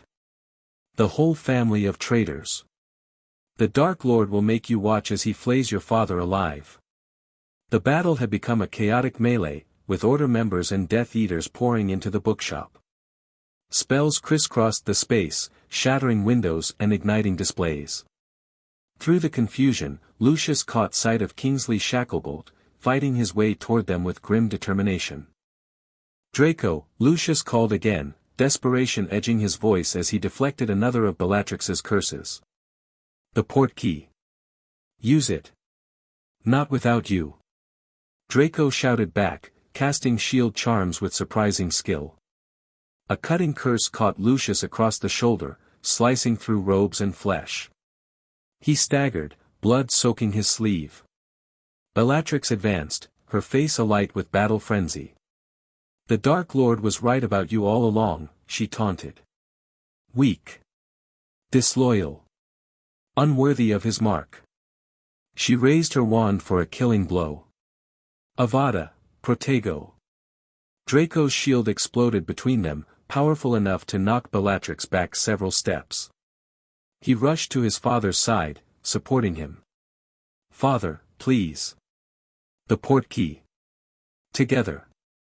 Bellatrix recovered quickly, her face contorted with rage. You can't escape the Dark Lord. He'll find you wherever you hide. He'll hunt you to the ends of the earth. Let him try, Lucius replied, straightening with effort. He pulled the pocket watch from his waistcoat, holding it out so Draco could touch it as well. Around them, the battle raged, but in this moment, nothing existed beyond father and son, making their final choice together. Sanctuary, Lucius whispered, activating the portkey. As the familiar hook behind the navel yanked them away, Lucius saw Bellatrix's curse pass through the space where they had stood. Her scream of rage followed them into the vortex of transportation, fading as Diagon Alley disappeared and the world compressed around them. They landed hard on a polished wooden floor. Disoriented, bleeding, Lucius took a moment to recognize their surroundings, the safe house in Marseilles, a secluded villa overlooking the Mediterranean. Narcissa was there instantly, rushing to them, her face tight with worry. Lucius. Draco. She helped them to a nearby couch, her wand already moving in healing patterns over Lucius's wounded shoulder. What happened? I felt the ward's trigger, but you're hours early. It was a trap, Lucius managed, grimacing as her magic knitted his flesh together. Bellatrix knew. Or suspected. She brought reinforcements, Death Eaters.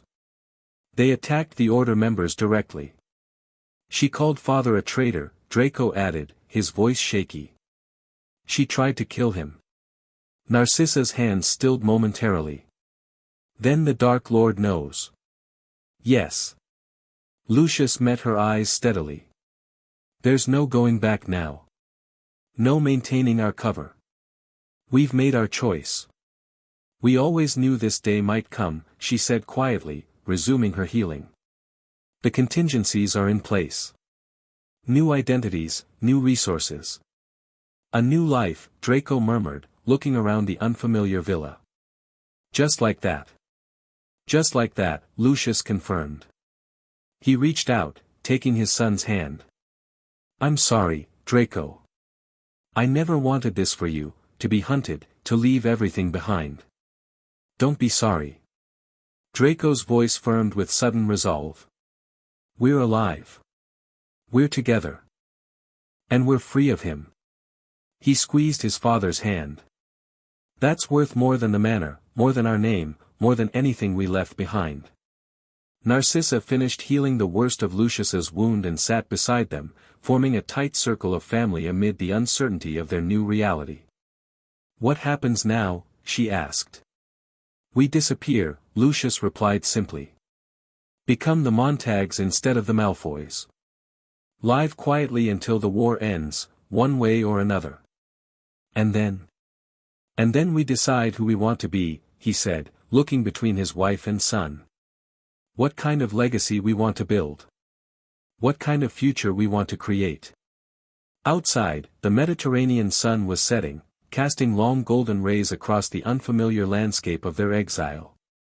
But within the walls of the villa, something familiar and essential remained, the three of them, together, bound by choices made and sacrifices accepted. It wasn't the life Lucius had imagined, wasn't the power and position he'd spent decades cultivating. But looking at Narcissa's determined face, at Draco's growing confidence, he realized it was something better. Something real. They had lost much, their home, their status, their place in wizarding society. But they had saved what mattered most. Each other. Their family. Their future.